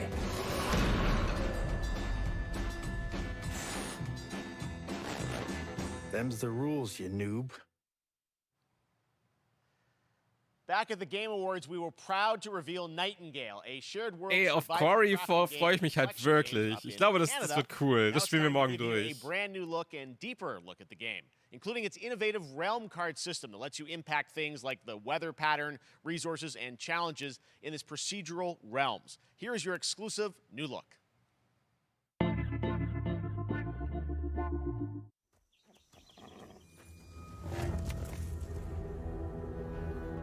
You're alone in the realms, I'm afraid. The portals are a mess. Not even sure if Nightingale made it. Given how fragile you humans are, I'd say that staying fed, dry, and rested should be your priority. Das Spiel wird keine 24 Stunden lang sein. If the portal arch is inactive, you'll need to make realm cards from rare resources. Once you have realm cards, you can activate the portal. Beware though. Foul things lurk in the interrealmic void, waiting to get in. Be ready with your axe pick.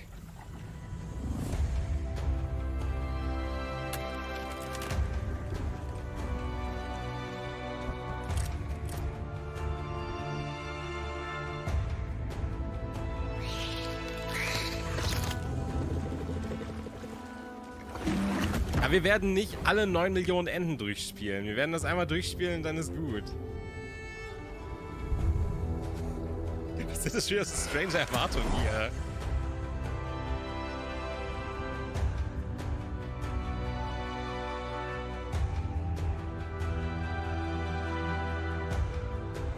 Ich meine, wenn die ganze Show jetzt tatsächlich bis 23 Uhr geht, werde ich danach leider Feierabend machen. Ich muss halt noch mein Metroid-Video schneiden. And all is mended.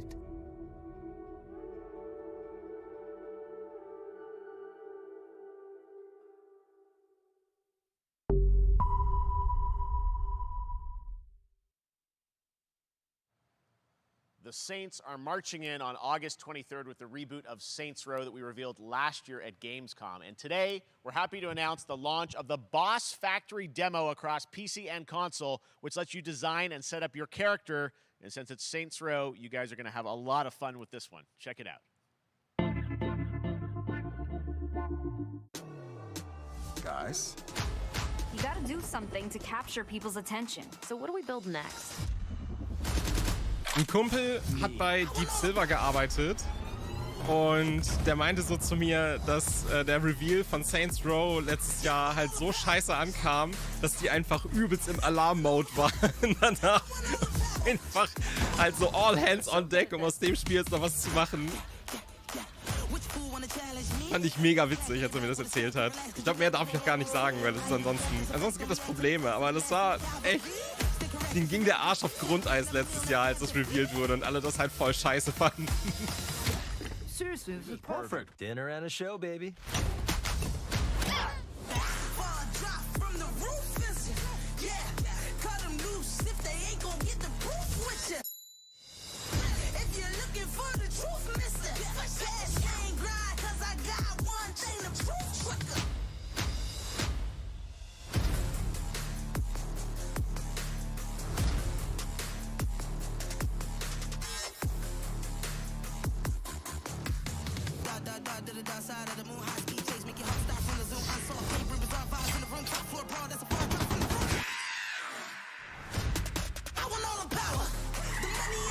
Weißt du, so ein Final Fantasy 1-6 Konsolen-Release würde ich halt echt richtig feiern und das klingt eigentlich so unspektakulär, dass ich das fast als real empfinde, dass sie das hier ankündigen könnten.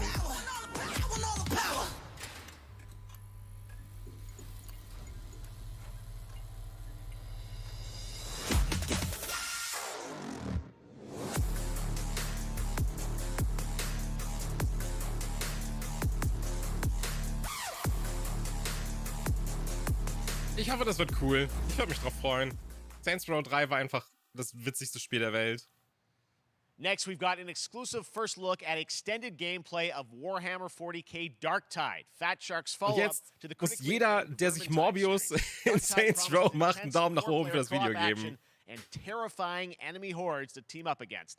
And it's Mobbin' time, dudes. 13th for PC, on Steam, and exclusively on console on Xbox.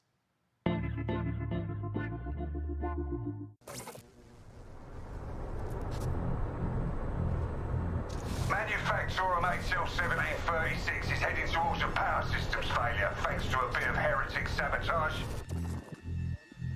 So you're going to restore the coolant and hopefully save the day. Get in, access the operations array, and use the cryonic rods to flush the system. Preferably before something explodes. Head on through the ventilation tunnels and look for an access point. This way! Move it!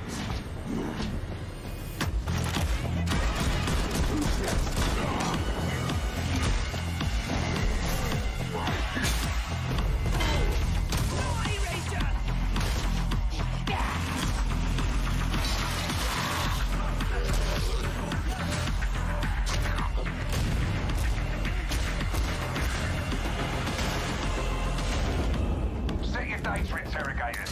If all goes well, we can unlock the system, prime the rods, and send them where they're needed.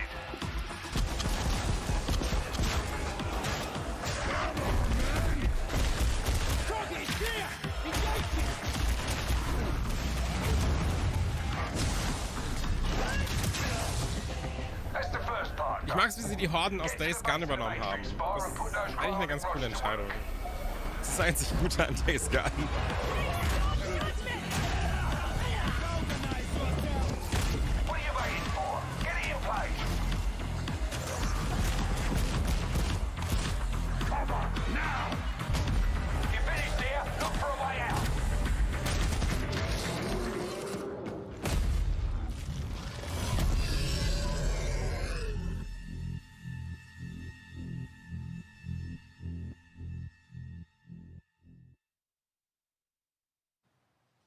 Bloober Team is known for psychological horror games like Blair Witch and The Medium.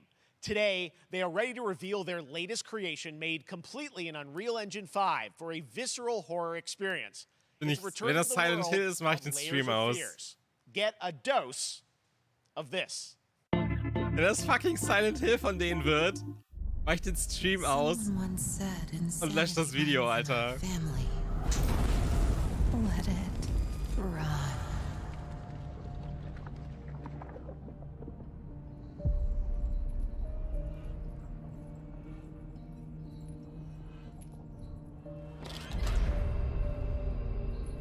Aber es sieht tatsächlich nach einem neuen Layers of Fear aus.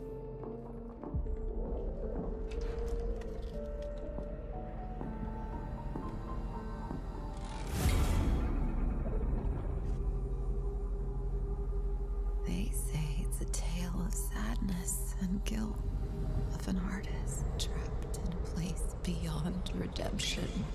It's a lie. This is a story of my fear, pain, and hatred, of the horror of my loneliness. And it is mine to tell. Now I see it. All this misery, all this suffering. There was no other way. Halt, Layers of Fear 1 war ganz cool, aber der zweite Teil war so fucking langweilig. Ich glaube, ich habe den auch nicht durchgespielt, obwohl der halt auch nur 2 Stunden oder so lang ist. Also den zweiten Teil fand ich richtig kacke. Und wenn überhaupt, scheint der hier zumindest echt hübsch zu werden. Da bin ich daher so ein bisschen gespannt drauf. Zumindest vom Visuellen her.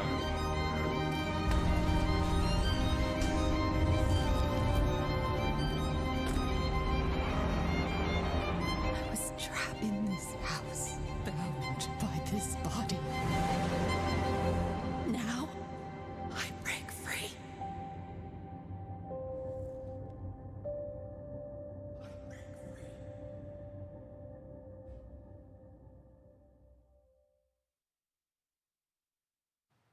This October, Gotham Knights arrives. Batman is dead, and it's up to the Batman family, Batgirl, Nightwing, Red Hood, and Robin to protect Gotham. To give us an exclusive new look, let's head to Montreal to hear from executive producer Fleur Marty. I can't believe Batman is fucking dead. Warm welcome from WB Games Montreal.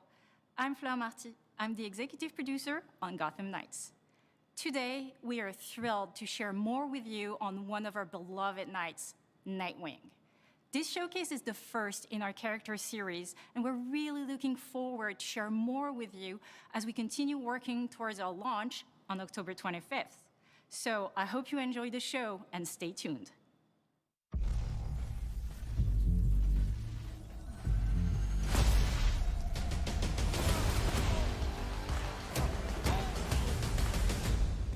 I had nothing. And then this city became my home. Its people became my family. Gotham gave me everything. It deserves to feel safe.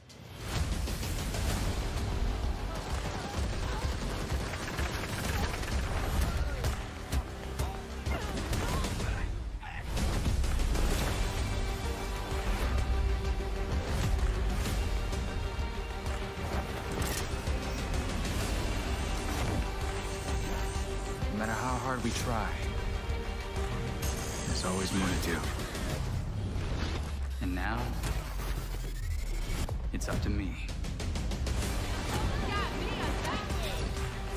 Ich finde leider sowohl Marvel als auch DC nicht so spannend. Superhelden haben mich leider nie abgeholt.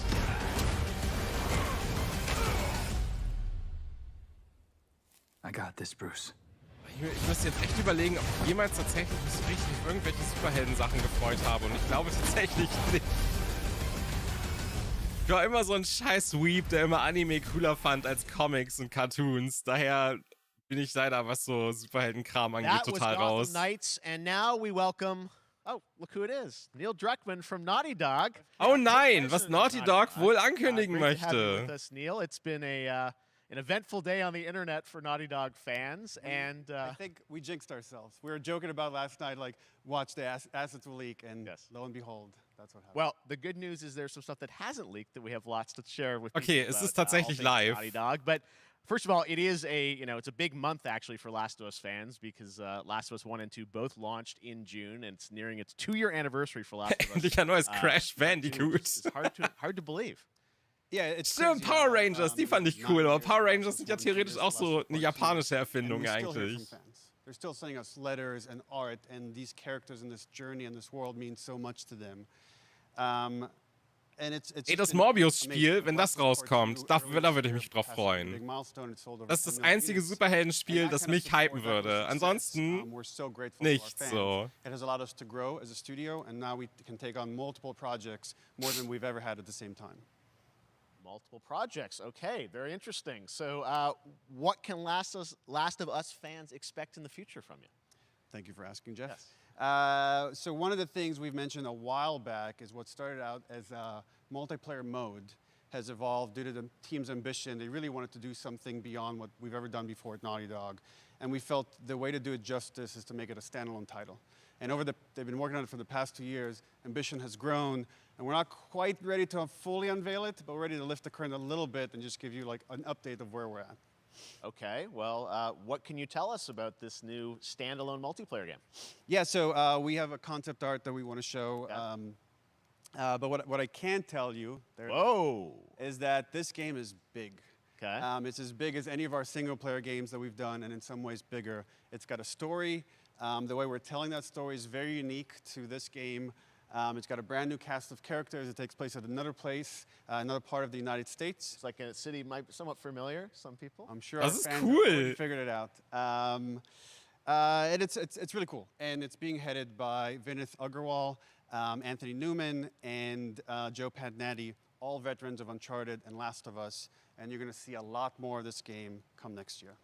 Next year, so we wait till next year to hear more about that one. Okay, so ein very exciting that, komplett krasses Multiplayer Last of Us, das so groß wie ein Singleplayer-Spiel, könnte cool sein, weil der Last of Us Multiplayer war tatsächlich gar nicht so scheiße. Well, that's not all. We also have something that I've been reading about on the internet every day, it feels like. Up in Calgary, they're filming the Last of Us show for HBO, right? Yeah, so for the past year, we've teamed up with Craig Mazin of Chernobyl fame and HBO to adapt The Last of Us into a TV show. They've been filming and... ja, aber du musst für Multiplayer keine Freunde haben, wenn du einfach das Internet hast. When we're looking at back at Naughty Dog, we can't help but feel emotional because not only is it so good and the quality is so high, it's so authentic to what we've made in the game. I just can't. I couldn't be proud of, like, again, Craig and that whole crew and everybody that's up there. And their last day of filming is tomorrow. So the entire series, last day of filming is tomorrow. Last day of filming is tomorrow. Craig is up there right now, kind of wrapping it all up. So it's pretty close. It's closer than you might think. And you actually got to direct one of the episodes? Yes, I think that really speaks to the kind of collaboration and trust that exists between Naughty Dog and HBO. They invited me to direct one of the episodes. I think we have an image from the episode I actually directed. Ooh, okay. So we could first look. Let's take. So you could see this is a certain museum that players might know from the game. And I really have to talk about Pedro Pascal and Bella Ramsey, and not only directing them, but seeing them do all the other episodes. They've thrown themselves at these roles for a whole year. Watching the nuance that they bring to these characters, their relationship on and off camera, I couldn't help. Ich glaube, die Last of Us Serie wird nicht gut. It felt so ich glaube, irgendwas sagt mir, wird, glaube ich, nicht so gut. And it really feels like this is going to be something special. And I will say this will be the most authentic video game adaptation yet. Well, I mean, that first image that they put out, it feels like the video game. Everything that I've seen, both public and other stuff, makes it feel sort of super legitimate, as you said, and that's awesome to see Joel and Ellie from the front side now for the first time. So we'll see more of that next year. That's coming as well, right? Serious? You'll hear about it very soon. That's okay. All I'll say right now. All right. Well, Last of Us HBO, very, very exciting. And I hear you actually have a couple actors from the show who are going to join us here. We happen to have a couple actors here that are part of the show. We should bring them up. Okay. Come on up. Irgendwie ist das Soundmixing dieser Show echt richtig strange so. Sie sind halt mega leise und die Trailer sind alle mega laut. Troy's back again. Hello, I know. Ashley. Good to see you. Good to see you. I'm a little confused, though. I thought maybe Pedro Bella, but Troy Ashley out here from the game, right? So when Craig and I started working on the show, almost one of our very first meetings, we said, Troy and Ashley have to be a part of it. And we're such fans of like the talent and the. Ich fände es jetzt mega witzig, wenn Troy Baker und die Ashley-Frau einfach die beiden Main Leads synchronisieren. More than just like kind of like a wink to the camera and like a cameo. Okay. These are real roles that we're keeping under wraps for now. But man, I'm bummed that I couldn't be there with you guys when you filmed your stuff. There's been so much stuff I feel like so good on the internet. There's so much like talk about what's being filmed, and I think that's you guys have kept a complete secret that you were up there and you filmed your roles by now, obviously. Well, keeping secrets with this franchise is kind of old hat. Like we've except had for today. Except for the date. It was one of the hardest things for us to do is to not let people know that because we're so proud of it and the work that we did. We worked hard. The crew. I have to say. When I walked out on set, to be met with literally every person that I met on that crew is such a fan of this game, and they all knew what it was that they were working on and committed to working on this project because of their fan and their love for the game was one of the greatest. It was like I was coming home to friends. Yeah, the attention to detail, the crew was amazing. Bella and Pedro are they're so perfect, and we've been trying to sort of describe that feeling of Liebe ihre Stimme einfach, sie ist so schön. It's like the characters coming to life, but it's so much more than that. I feel like I can't fully explain it, but I am so excited to be a part of it, and just I can't wait to see it. I think it is going to be so good. I love the story. I love being a part of I'm so excited about the series and the fact that you guys are going to be in it and undisclosed roles. I'm so fascinated how it's going to sort of bob and weave and you know, are these characters we know from the game that they're playing? New characters? Can you tell us anything? Yes. I can tell you. So sneaky. All right. Well, we're so excited. Maybe it's already on Twitter by now. Hey. All right. Well, let's talk about what was on Twitter earlier today. Lots of talk about the idea, or really what's happening is it looks like you guys are remaking the original game, and this is like a ground-up remake. Is that right? Endlich kommen wir zu einem richtig guten Punkt hier. Of the first game that wasn't encumbered by any technology. Wanted to find a way to get even closer to our original vision, and we're able to do it on the PS5 and PC. And instead of talking about it, let's look at it. All right, let's take a look at The Last of Us Part 1. Yo! Los geht's!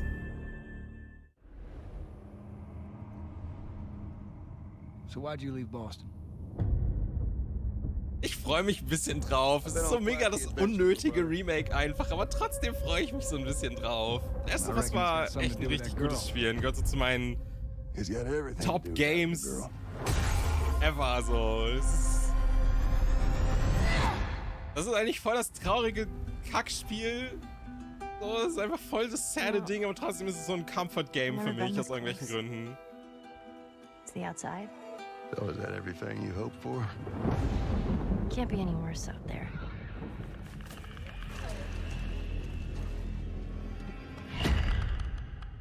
Can it? Once upon a time, I had somebody that I cared about. Tatsächlich sieht das Spiel in 4K nochmal besser aus als jetzt in so einem shitty 1080p Trailer.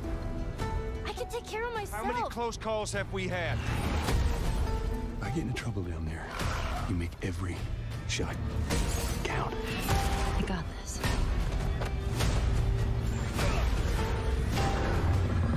Hope you know how to use that thing. I've had some practice. Nein, sie nennen es Last of Us Part 1. Also in development for PC. Yo, los It's really geht's. one of my favorite games of the past Holy decade. shit. Guys, what's your reaction to that? Yeah, we hadn't seen that yet. Yeah, you're watching it in real time. Yeah. It's because you did these. These performances you did a decade ago. Yeah. You didn't go back in. I mean, you used the original performances. Yeah, right? actually, we came up with a process where we could take the original animation that we did for the faces and kind of like retarget it on these new rigs that have a lot more fidelity. And then okay. Holy shit. Da ist doch mehr gemacht worden, als ich dachte. Das Ding ist, so wie es auf der PS5 aussieht, habe ich es in Erinnerung, wie es normalerweise auf der PS4 aussah. Holy shit. Okay. The great thing about these faces is that they're closer to the original performance. All the animators went and studied those videos and got it closer to what you did on set than we could have achieved before. And that's just like one of the things we could talk about, like this brand new AI, like all the combat is redone. Just the fidelity of everything, 60 frames per second, all the stuff you're getting on the PS5. Again, we wanted to give, knowing because of the show, because they're all new players for PS5 and PC, we wanted them to have the definitive version of The Last of Us. Amazing. Well, now you guys get to replay. I mean, when was the last time you guys played the game? I actually played it again just to refresh my memory before working on the show.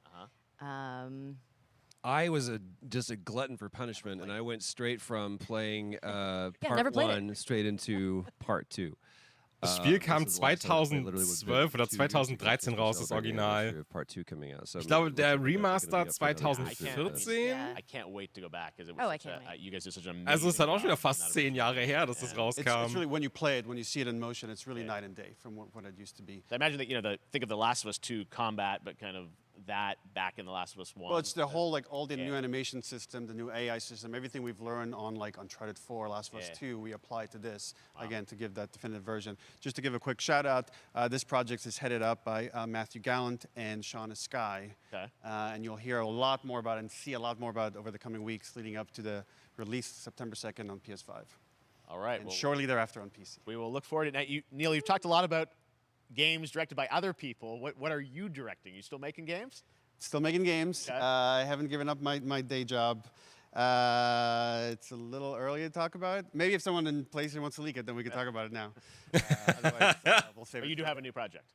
Do have a new project, but we'll save it for another Summer Game Fest. Okay. Okay, well, we'll see. We'll try and save it. All right. Troy, Ashley, Neil, thank you so much for dropping by Summer Game Fest, and I am so excited that The Last of Us is returning, as you said, in September. So thanks, guys. Appreciate it. Thanks, Jeff. Awesome. All right, well, that is going to do it. Thanks to Naughty Dog and PlayStation for that very special look at The Last of Us and the entire franchise and where things are going. Very, very excited about that. All right, Summer Game Fest continues over the next few days. Coming up right now on this very stream is Day of the Des with I Am 8-Bit and Double Fine, including an exclusive new look at the planet of Lana. And then the Devolver Digital Showcase. Tomorrow, we've got Netflix Geeked Week, which I'll be co-hosting, and the Tribeca Games Showcase streaming, along with the Epic Games Store Showcase. And then finally Sunday, it's the Xbox and Bethesda Game Showcase. You can stream them all at summergamefest.com. As for me, I'll see you again in August when we are back live in Cologne, Germany for Gamescom Opening Night Live on August 23rd. And then the Game Awards will return in December live from the Microsoft Theater in Los Angeles. And finally, I'm excited to share that Summer Game Fest will return in June 2023 as a digital and in-person event to bring the gaming community together. Thanks for being a part of Summer Game Fest. And remember, there are more events and announcements to come. We'll see you soon. Okay, dann war's es anscheinend. Ja, war okay. Gab jetzt außer Last of Us nicht so super krass viel, wo ich sagen würde, wow, das war jetzt ultra krass. Happy birthday to you. Happy birthday, Day of the Devs. Ja, keine Ahnung. Ist halt so, Callisto Protocol war ganz süß. Day of the Devs is the greatest, definitely the oldest independent game festival. Fire-Dingsbums sah ganz witzig aus. Years ago by Double Fine Productions and I Am 8-Bit. The best independent games out there and bring them to you. Last of Us Remake. Developers, halt einfach, bin ich sehr gespannt drauf. Cuphead war ganz cool. It used to be a physical event only in San Francisco. Now it has gone Zenless Zone Zero freue ich mich auch sehr drauf. Könnte ganz cool werden. Of, Summer Game Fest. So sit back. Und ansonsten... Oh, Quarry, aber das kommt morgen raus. Daher, da freue ich mich auch sehr drauf. Spielen wir auch einfach in einem Rutsch durch. Daher folgt mir gerne auf Twitch. Link müsste in der Beschreibung sein. Ja, und das war's. Dann kam nur noch ganz viel Last of Us. Everybody. Ja gut, war okay, war okay. Put on your party hat. and enjoy. Ich vermisse leider Stuff von Square und Sega und so. Kommt dann wohl die Tage, würde ich sagen. Aber gut, das war erstmal einigermaßen interessant. Ich danke fürs Zuschauen. Lasst gerne einen Daumen nach oben da. Freue ich mich auch mega drüber. Lasst gerne Abos da, falls ihr es noch nicht getan habt. Freue ich mich auch gerne drüber. Das Metroid-Video kommt hoffentlich in einer Woche. Bis dahin sollte ich alles fertig haben. Und dann ist hier Fat Metroid-Time auf diesem Kanal. Holy shit, freue ich mich drauf. Das Ding wird einfach 2,5 Stunden lang. Oder 3. Ich muss mal gucken, wie weit ich es schneide. Und ja, das wird cool. Daher mache ich mich jetzt vom Acker. Und wir sehen uns dann die Tage hier wieder morgen auf Twitch. Auf Wiedersehen.